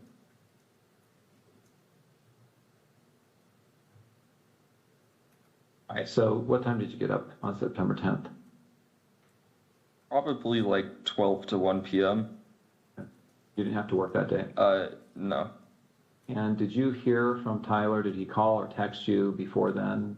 No, he sent that message in the group chat I mentioned, but he didn't message me directly at all that day. Okay. When did you first hear from him on September 10th? It was at 11 o'clock with that automated message. Okay, 11 p.m.? Yeah.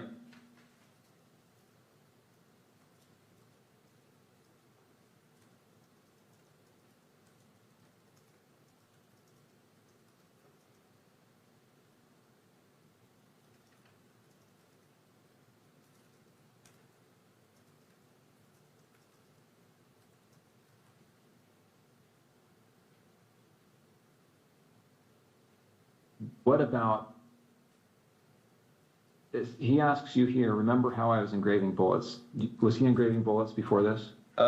Yeah, I don't remember exactly when, but he had said he was planning to go hunting with his family.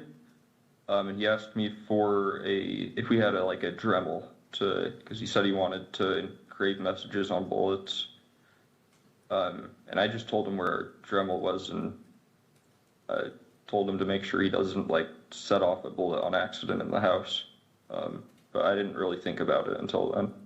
How long before September 10th was this that he asked about the Dremel? I don't remember, because he'd been talking about the hunting/camping trip for a couple months, but I don't remember when he was specifically asking to engrave the bullets. So are we talking like a year before? Oh no, not that long. It would have been, I'd say at most a month before this was when he was asking. Okay.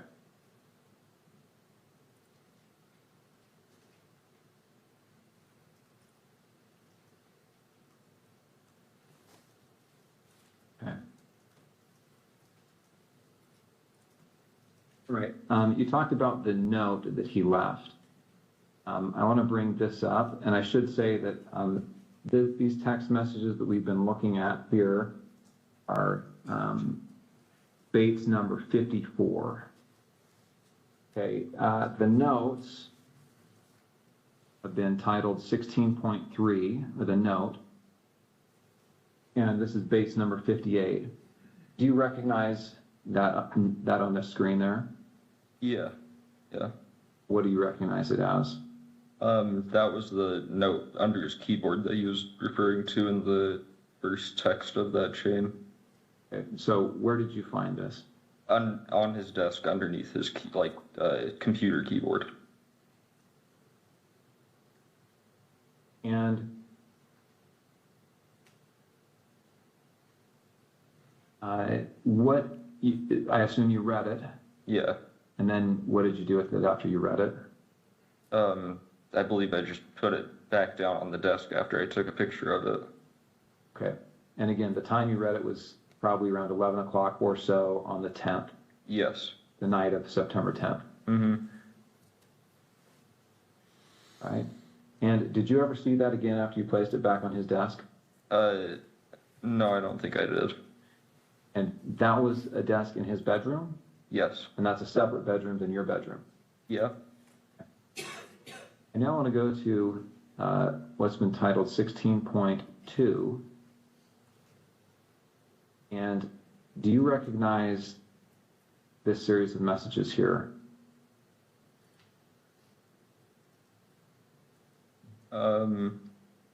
Yeah, that was the server of like his friend that I was mentioning.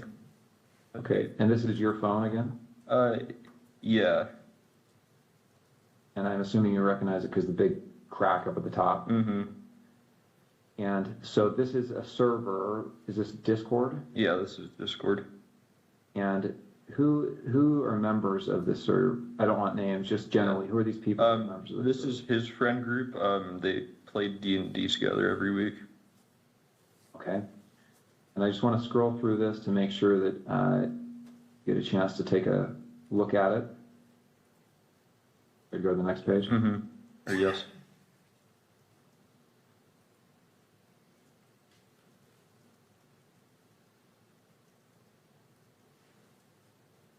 So Tyler Icom, who's that? That's Tyler Robinson. And these other people are just others that are members of the server. Yes. Jug, Barnaby, Marina, DM. Mm-hmm. Yes. Yeah. DM means Dungeon Master. So these are like, most of them are names they're using in the game they're playing currently. Got it.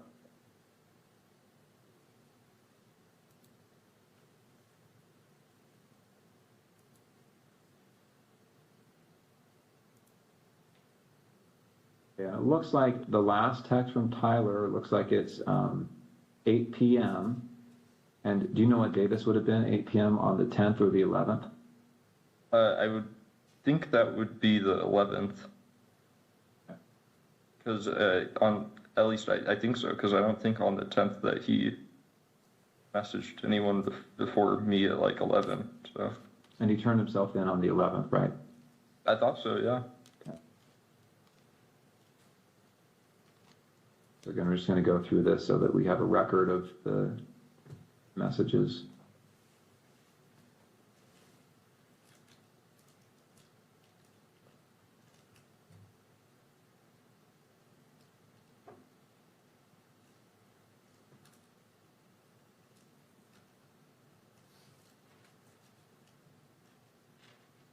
Is that an accurate recording of that thread? To my knowledge, yes. And that was sent, looks like between September 10th and September 12th. Looks like the last day on this is September 12th. Screen? Yes.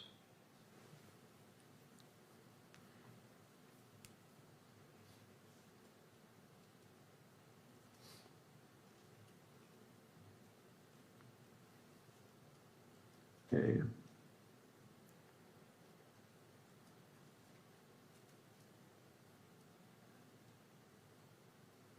Right, so again, those messages covered from September 10th to the evening of September 11th. Now, September 11th, what time did you see Tyler on September 11th? Yes. When did you first see him on September 11th? So this is the day after the shooting? Yeah, I saw him when I woke up. Like I said, he was up and around doing a lot of stuff around the house. And then I think I saw him after that message where I said I'll come home and say I'm doing laundry, because I didn't want him going to my parents' house right then when he said there was probably cops outside. So I went back home, and it was just him there, and I said bye to him, and then he drove off. So I just went back to my parents' house.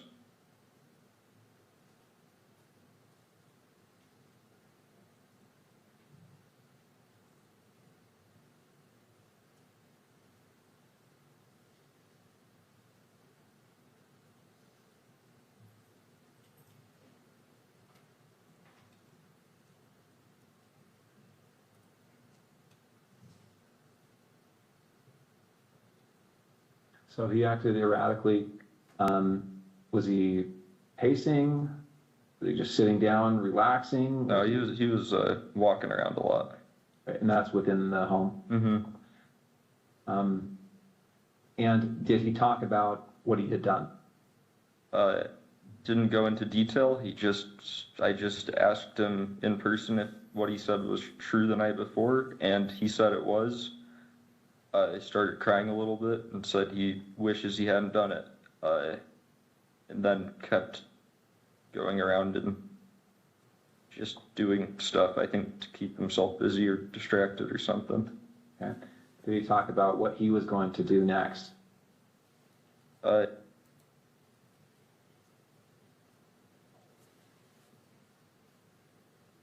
then eventually said that he would talk to his parents or turn himself over. Okay. And when you left, was that how you left, understanding that he was going to turn himself in or go to his parents' house? Yeah, and I didn't really want to be at our apartment while any of that was happening, regardless of what went down. Okay.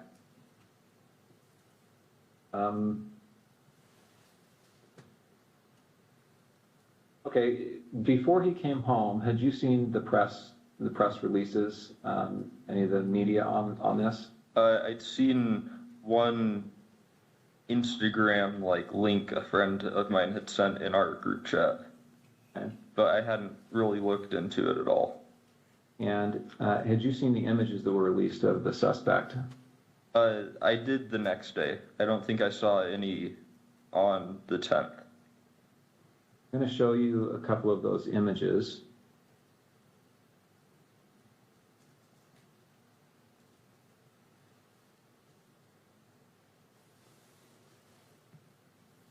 Okay, I'm on the FBI's website. You can see the URL there at the top.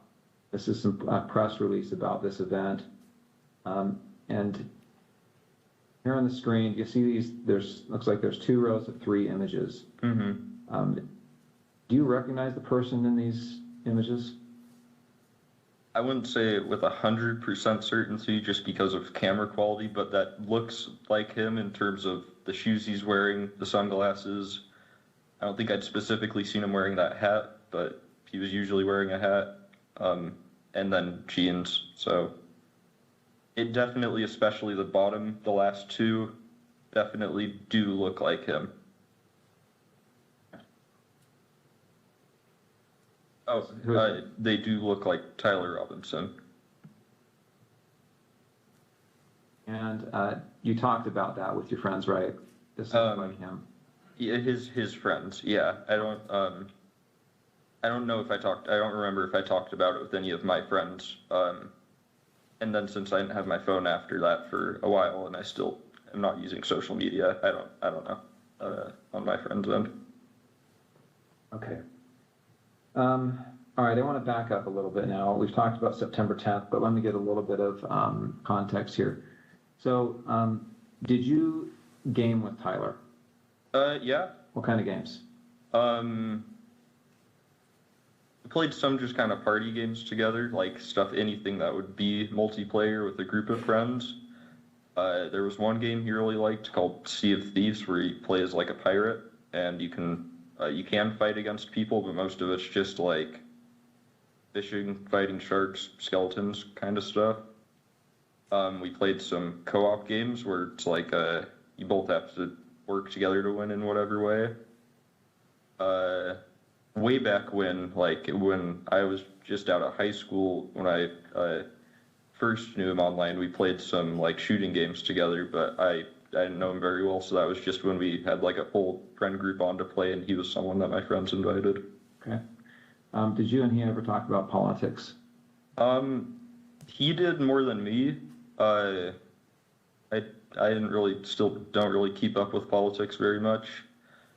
He'd usually talk about stuff he heard on the radio on his drive to work in like their work car, since it sounds like their whole crew went in the same car most of the time. But I wouldn't say super consistently, because it wasn't a topic I really contributed much on. What about Charlie Kirk? Did you ever talk about Charlie Kirk? I personally had never heard him talk about Charlie Kirk before specifically. Okay. How about political issues? So did you ever talk about gender identity issues and LGBTQ rights? No, not really. Usually if he did talk about politics stuff, it was relating to Trump or current like policies being like issued or voted on, I think. But yeah.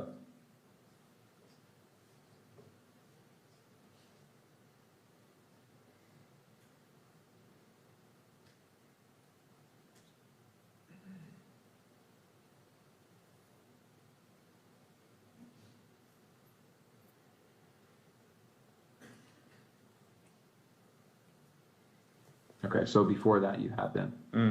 For a short time, yes. Okay. And I understand you're going by Luna at some point? To some people, yeah, but not as an overall thing.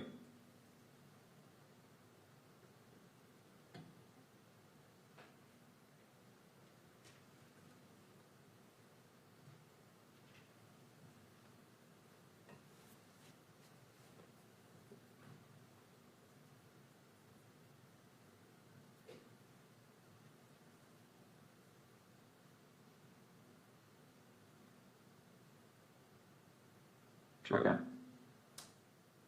Okay. I think that's all the questions I have for this portion. Let me check and see if I've missed anything.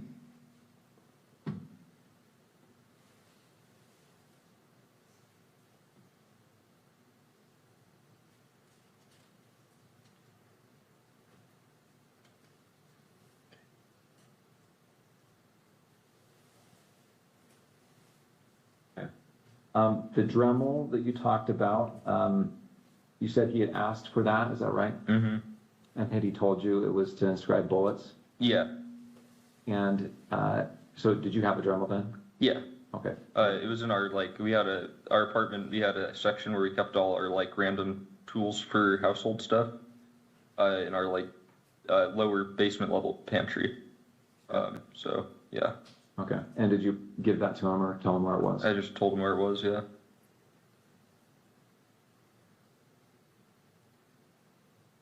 Okay, I'm going to go ahead and end the recording for the 11:02 purposes.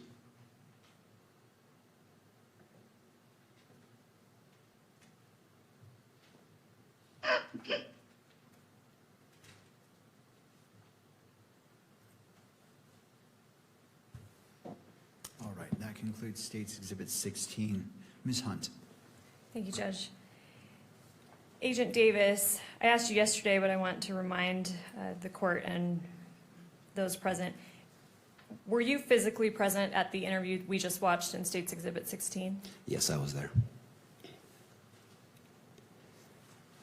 And aside from the court-ordered redactions, did it appear to you to be fair and accurate about what you remember that interview that day? Yes, yes, I do.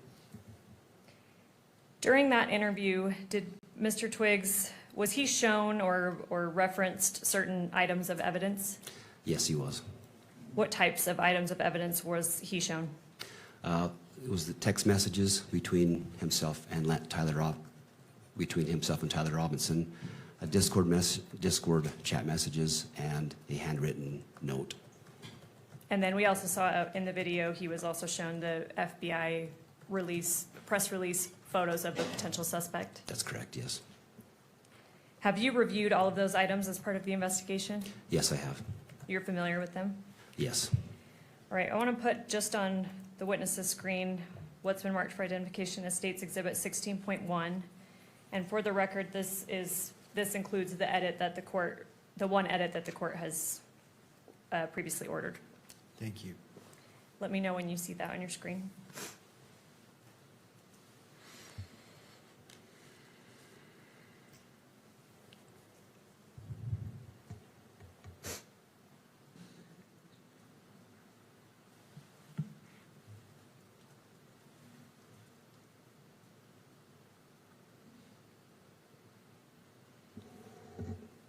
I see it. I see it now. Do you recognize this? Yes, I do. What is it? This is a photograph of screenshots of text messages between Tyler Robinson and Lance Twiggs. This is a photograph of Lance's phone. So sorry, you said photograph, you also said screenshot. Can you differentiate or clarify there? Sorry. These are photographs directly from Lance's phone. How do you know that? In Lance's first interview, he's showing the FBI agents these text messages, describes them to the agents, and at that time, his phone was photographed. And you testified, I believe yesterday, that Mr. Twiggs' first interview was the morning of September 12th, 2025. Is that correct? That's correct, yes. Were you physically present at that interview? No, I was not there. Have you spoken with the officers or agents that were? Yes, I've spoken to one of those agents that was there.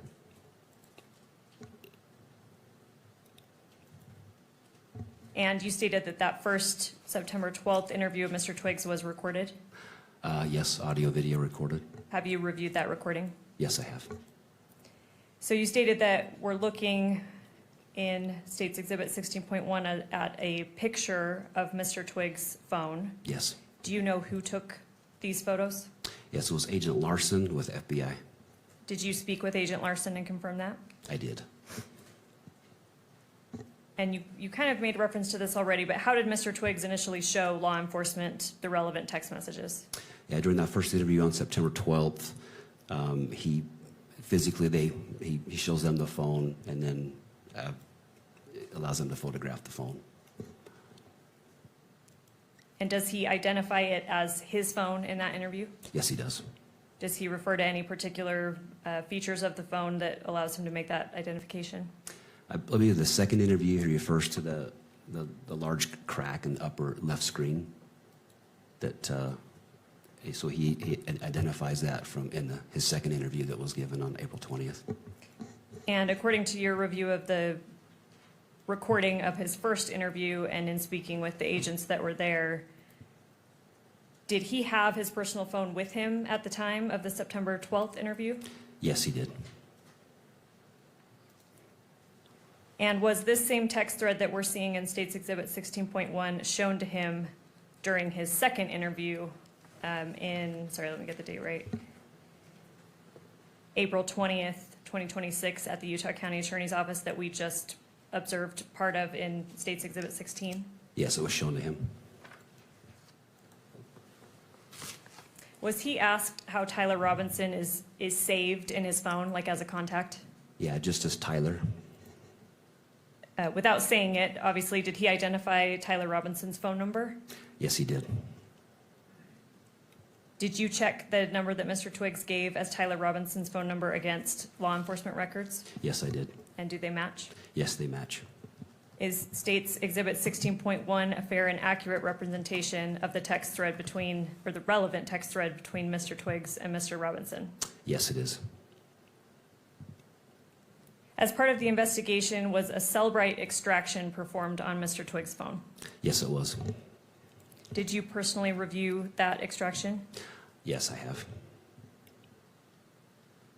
And according to that extraction, did Mr. Robinson and Mr. Twiggs exchange text messages on September 10th through 11th, 2025? Yes, they did. What time was that first text sent according to the Cellbrite extraction? The first text was September 10th at 11 p.m. All right, Judge, I would move to admit States Exhibit 16.1, and then pursuant to court order, I would move to publish it to the monitors. Mr. Novak. We have no further objections beyond those that the court, of course, is very familiar with at this point in time. All right, I'll note the standing objections made by defense. Those objections are overruled. This 16.1 is admitted into evidence and may be published to the gallery as well as electronically distributed through the camera. All right, Agent, I'm not going to go through every single message, but I do want to have you read aloud certain portions of them. And I apologize to counsel, these are not actually given a page number. I have page numbers, but I'm happy to confer that we're on the same page as we go. So here we're looking at page 1 of States Exhibit 16.1. If you could read a little more than halfway down where it begins Wednesday, 11 p.m., will you start reading underneath that? Yes. So this would have been from Tyler. It says, drop what you're doing, look under your keyboard. And I apologize, let me stop you there. How do you know that that message would have been from Tyler Robinson? That's just, so any of the messages in gray would be from Tyler, and messages in blue would be from Lance. It's just the way the iPhone distinguishes the messages. And also Lance in his interview also acknowledges that, who was saying what. And up at the top, who do we see that this thread is between? Tyler. All right, sorry to interrupt you. So read that again, starting from look under the keyboard. So after that, then Lance responds, he says, what? And then he says, you're joking, right? And then Tyler says, fuck, I tried to delete that. If we could scroll down to page 2. And if you can continue reading along. Okay. And Tyler says, I'm still okay, my love, but I'm stuck in Orem for a little while longer yet. Shouldn't be long until I can come home, but gotta grab my rifle still.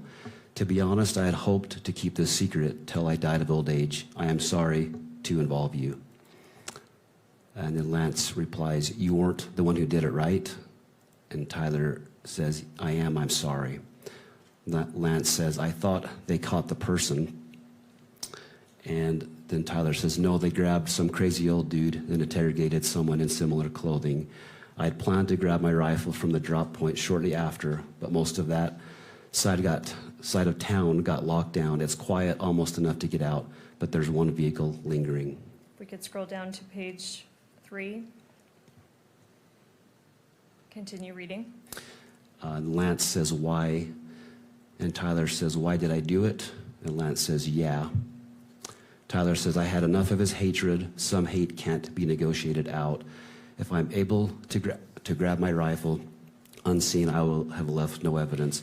Going to attempt to retrieve it again. Hopefully they have moved on. I haven't seen anything in the news about them finding it.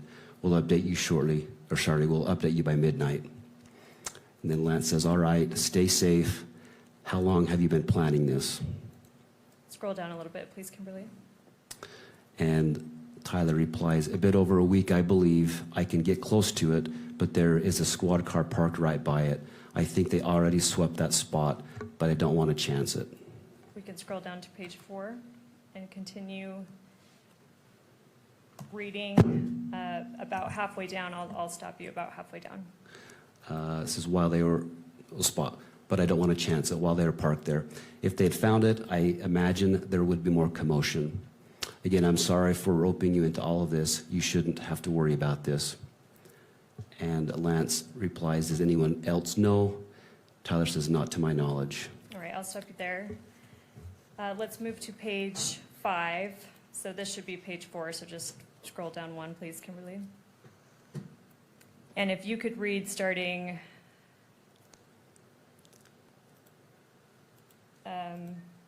sorry, Kimberly, scroll a bit more down.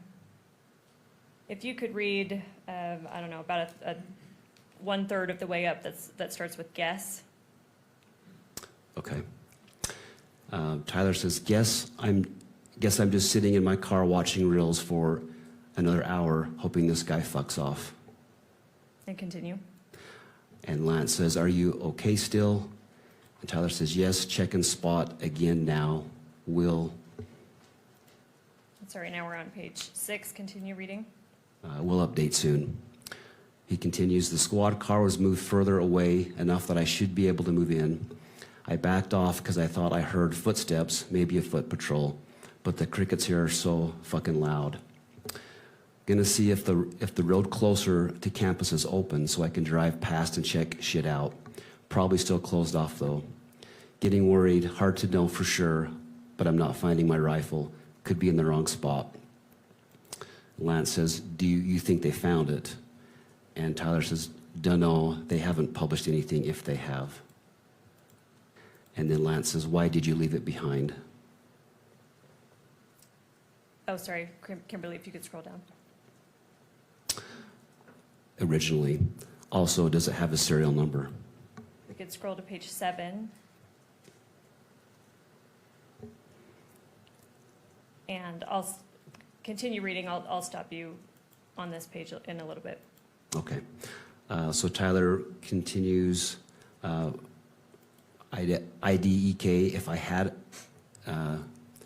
a serial number, but it wouldn't trace to me, I worry about prints. I had to leave it in a bush where I changed outfits, didn't have the ability or time to bring it with. And stop there, please. And then if we could go to the next page, page 8. And if you could start at the top. Okay, so Lance says, was your change of clothes there or was that also gone? Or did you bring those with you originally? Anyway, you could replace the gun or would he notice? Then Tyler says, only thing I left was the rifle wrapped in a towel. I'll bet that canine sniffed it out. Little snitching bastard. Replace it unlikely. I don't fully know what the gun was because it was old as shit and Gramps did some modifying. There was a 4-digit serial on it. God only knows who it's registered to. Hopefully some dead guy who gave it to Grandpa. And he continues, remember how I was engraving bullets? The fucking messages are mostly a big meme. If I see notices bulge UWU on Fox News, I might have a stroke. And then continue. I'll stop you in a moment. He says, all right, I'm gonna have to leave it. That really fucking sucks. And let me stop you there. And then if we could go on to the next page, page 9. And do you see the first blue message we see on page 9? Can you start there? Yes, so Lance says, do you need it for hunting? And Tyler says, no, my dad wanted to use a high caliber for the rifle hunt. Judging from today, I say Gramps' gun does just fine, IDK. I think that was a 2K scope. Lance says, geez. And then Tyler says, OMW home 3.5 hours. Lance says, drive safe. And then Tyler says, delete this exchange. And I'll stop you right there. And then, sorry, we're on page 9. If we can scroll to page 15.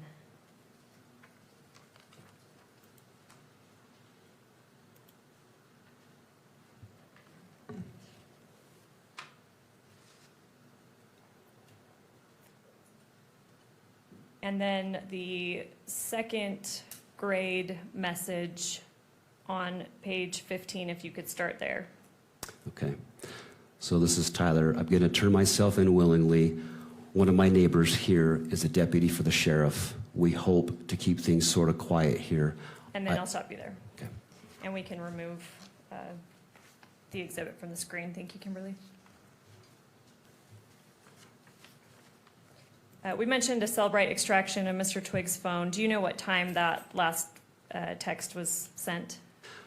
Yeah, I recall it was just before 8 p.m. on September 11th. It was, I think, 7:42 p.m. is my recollection. I'm sorry, September 11th? Yes. Would September 12th make sense, or you're saying September 11th? So September 11th was when he turned himself in. It would have been September 11th. Yeah. Okay, thank you. Yep. Yep. All right, I'm going to show just for the witness, State's Exhibit 16.2.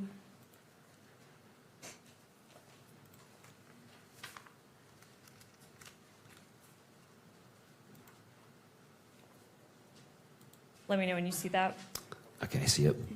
Do you recognize this? I do, yep. What is it? This is just more photos of Lance's phone. And How these do you- are, these are sorry, how to bring, sorry, go with your question, please.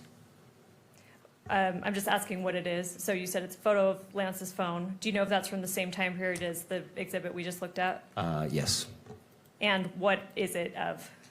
These are the Discord messages of, that Lance had talked about. How do you know that? So Lance, in the first interview with FBI, shows the phone. The photos are taken by Agent Larson, and then these images are shown to Lance during a second interview, and he confirms that these are those same messages, and this is photos of Lance's phone. You mentioned an Agent Larson took the photos. Do you know if he's the same agent that took the photos of this exhibit, 16.2? Yes, same agent. And you spoke with him to confirm that? Yes, I did. Are you aware if Mr. Twiggs is actually part of this Discord thread? Yes, he is a part of it. He doesn't, in this section, he doesn't reply to it, but he does state in his statement that he was part of that thread. Does he identify whether Mr. Robinson is part of that thread? He does.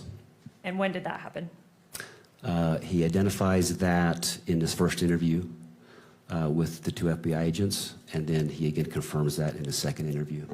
Did Mr. Twiggs say what username on Discord Mr. Robinson used, at least with respect to this thread? Yes, it's the Tyler/Icum, IKUM. And is Exhibit 16.2 a fair and accurate representation of that Discord thread? Yes, it is. Did law enforcement send, as part of your investigation, did law enforcement send a subpoena to Discord? Yes, they did. Were these messages recovered via that subpoena? They were. Did you review that? Yes, I did. And in State's Exhibit 16.2 that is before you, when is the first message from Tyler sent? 7:57 p.m. And it says yesterday. Do you have any knowledge of what day that would have been? Yes, this would have been September 11th.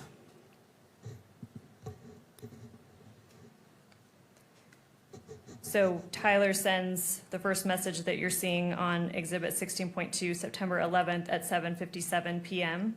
Yes, that's correct. You testified earlier that Mr. Robinson arrived at the Washington County Sheriff's Office approximately at 9 p.m. Is that right? Yes, that's correct. And although you weren't physically present there yet because you were flying down, how do you know that he arrived approximately around 9 p.m.? Just based on the police reports I reviewed and then go back and look at the video and such.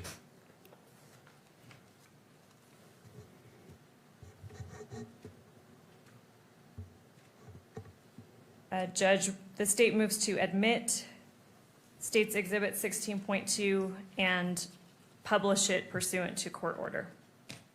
Mr. Novak. Thank you, Your Honor. We've already lodged all of our objections on all three phases. All right. Noting the objections, standing objections by defense.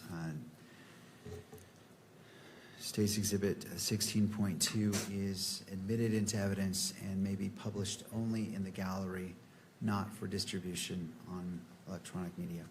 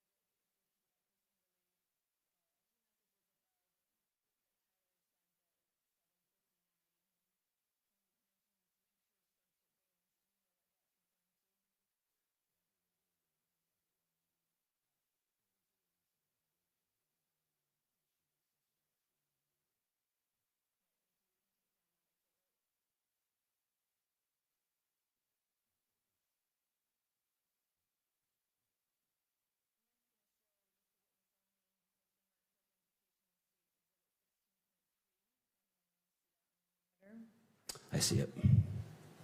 Do you recognize this? I do. What is this? This is a handwritten note or letter from Tyler to Lance. How do you know that? In Lance's first interview with FBI, he tells them about this letter note he found under Tyler's keyboard per a text message he received. He states from 11 p.m. on September 10th. And so at that point, Lance finds this is the letter he finds under that keyboard. Okay, so to clarify, Mr. Twiggs gets a text from Mr. Robinson around 11 p.m. on September 10th telling him to look under his keyboard? Yes, correct. And this is what Mr. Twiggs represented was underneath the keyboard? Yes, yes. How did law enforcement get this photograph? So following Lance's first interview at St. George PD, his phone is recovered at that point, taken into evidence. It is downloaded, I believe it was the following day or shortly after that. The FBI transported that phone to the RCFL, which is the Regional Computer Forensic Laboratory in Salt Lake City. The phone was downloaded through Celebrite, and after that, following that download was complete, SBI received a flash drive containing that download. From there, it went to a SIAC analyst to go through that data of his phone to look for any pertinent evidence or information that may be on there. And at that point, that this image of this letter was located. All right, I'm going to break down a few things. You mentioned, I just want to make sure the record's clear. You mentioned Celebrate a few times. What is Celebrate? It's a downloading software that's commonly used by law enforcement. I don't do that myself, but it's commonly used to recover data, to download electronic devices, particularly cell phones. And then you mentioned SIAC. What does that mean? It's the Statewide Information Analysis Center. It's a division within DPS. That's a fusion center. They assist law enforcement with intelligence, various intelligence information for our investigations. You mentioned that you don't personally do Celebrate phone extractions. Have you spoken to the law enforcement officers that performed the Celebrate extraction on Mr. Twig's phone in this case? I don't believe I specifically talked to those individuals, the RCFL, that did that. But they, yeah, that was then provided to SBI. Did you speak with officers at SBI that have recovered this photo that we're seeing in State's Exhibit 16.3? Yes, I've spoken to, I have spoken with an SIAC analyst who in particular found this image. I've spoken to her personally as well. Was Mr. Twiggs shown what's been marked as State's Exhibit 16.3 during his second interview? Yes, he was. And again, you were present for that? Yes, I was there. Is Exhibit 16.3 a fair and accurate representation of the photo law enforcement obtained from Mr. Twiggs' phone and that he was subsequently shown in the second interview? Yes, it's fair and accurate. Your Honor, the state would move to admit Exhibit 16.3 and then also publish pursuant to court order. Mr. Novak. Just noting the objections that have previously been made, and I think that the court's order is that it may be published in the courtroom only. Thank you. Noting the standing objection by defense, 16.3, correct? Correct. Is admitted into evidence and may be published only in the courtroom and not be shown or videoed.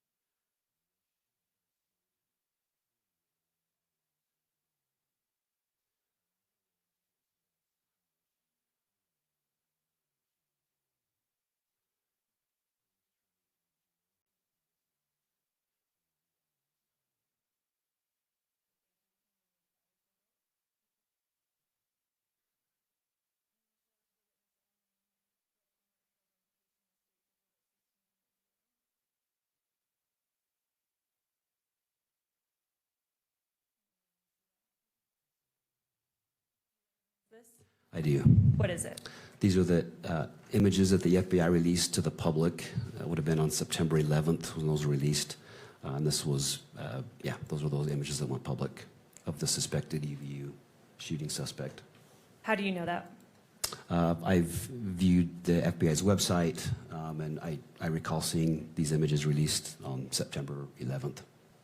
Does State's Exhibit 16.4, is that a fair and accurate representation of what you reviewed from the FBI and that the FBI released? Yes, it is. The state moves to admit Exhibit 16.4 and publish according to court order. Mr. Novak. No further objections, thank you. All right. noting the standing objection by defense, overruling that objection, State's Exhibit 16.4 is admitted into evidence and may be published in the courtroom. And again, in the Discord,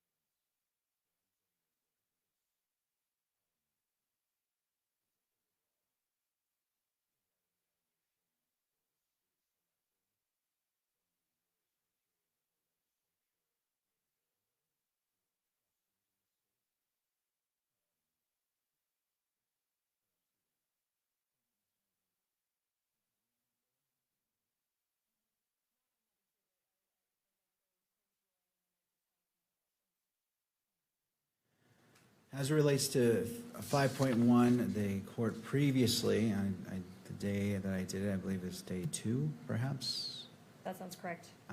the court provisionally admitted it, contingent on additional foundation being laid, whether through testimony or through evidence. And the court notes that such foundation and testimony has been laid in order for the foundation to be laid for 5.1 to be admitted into evidence for full consideration by this court. And so that is received. As it relates to publication and taking in consideration the argument by Mr. Novak, well, first noting the objection, the standing objections by defense, that is overruled as it relates to the admission to 5.1. But going to the publication, the court understands the argument made by defense that this is going toward perhaps religion, and that the enhancement, and let me just read that from the information, victim targeting enhancement in violation of Utah Code annotated 76-3-203.14 sub 2. Tyler James Robinson intentionally selected Charlie Kirk because Tyler James Robinson's belief or perception regarding Charlie Kirk's political expression, and that was also noted as an enhancement for count 2 and count 7. The court is not going to engage, the court can weigh how this is applied, but it finds it relevant, how it relates to the enhancement is for the court to weigh as it looks at the bind-over decision, and is not engaging in that decision-making today, but finds that it is relevant, it is admissible to the court, and is publishable to the gallery as well as to the public. And so if the state wishes to publish State's Exhibit 5.1, it may do so at this time. Thank you. Yes, we do.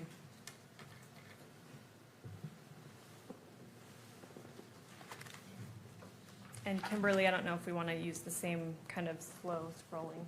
Thank you.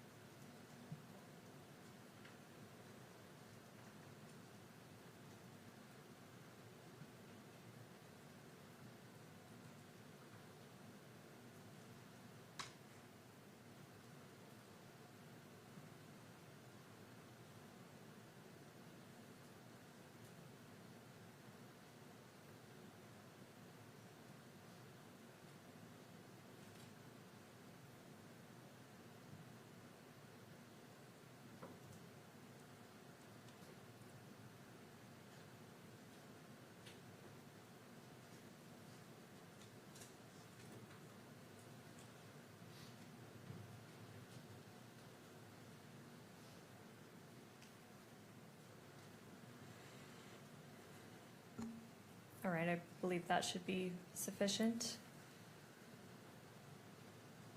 And Agent Davis, I apologize. I'm going to take you very briefly back to State's Exhibit 16.1, which is the text thread between Mr. Robinson and Mr. Twiggs. Kimberly, if you could turn to page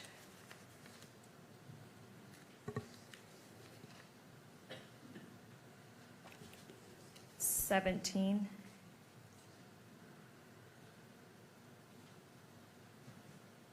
And because this has already been admitted and, court, correct me if I'm wrong, published not only to the gallery but to cameras at large, I'd ask that it be displayed in that fashion again.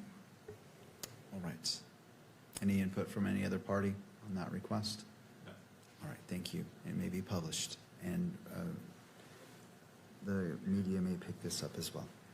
Agent Davis, if I can direct you to the very last message on that page, starting with "if any," if you could read that out loud. Okay. This is Tyler. He says, if any police ask you questions, sorry, let me start over. If any police ask you questions, ask for a lawyer and stay silent. My lawyer should be Doug Terry. I'll see if he can reach out to you and make sure the police follow. Okay, thank you. That's all I need from that exhibit. And then finally, Agent Davis, you testified before that you flew down to Washington County Sheriff's Office and observed Tyler Robinson there, correct? Correct. You got his name there. Yes. You stated that you transported or assisted transporting him up to Utah County Jail. Yes. And that you were the booking officer. That's correct. Do you recognize Tyler Robinson here in the courtroom today? Yes, I do. If you could point him out and briefly describe something that he's wearing. He's an individual seated at the defendant's table in the center chair with a gray suit coat and a green tie. Your Honor, if record could reflect identification of the defendant. Counsel? No objection. All right. I'll note for the purposes of this hearing only that Agent Davis has identified Mr. Robinson in court. Thank you. And Judge, if I can just have a moment. You may. Ready to pass the witness, thank you. And I don't know if now would be a good time for lunch. All right.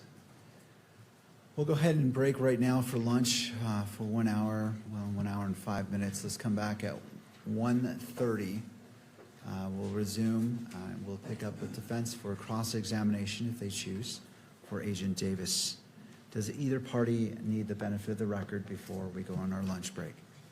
Not the state. No cross-examination for Agent Davis, so I don't want him to wait here if he has other things to do. Thank you. Thank you, Mr. Novak. Thank you. No cross-examination. May this witness be excused. Yes. All right, Agent Davis, you may Thank you. step down, Thank you. and then we'll resume with the state on their next witness. Court is now in recess. All right.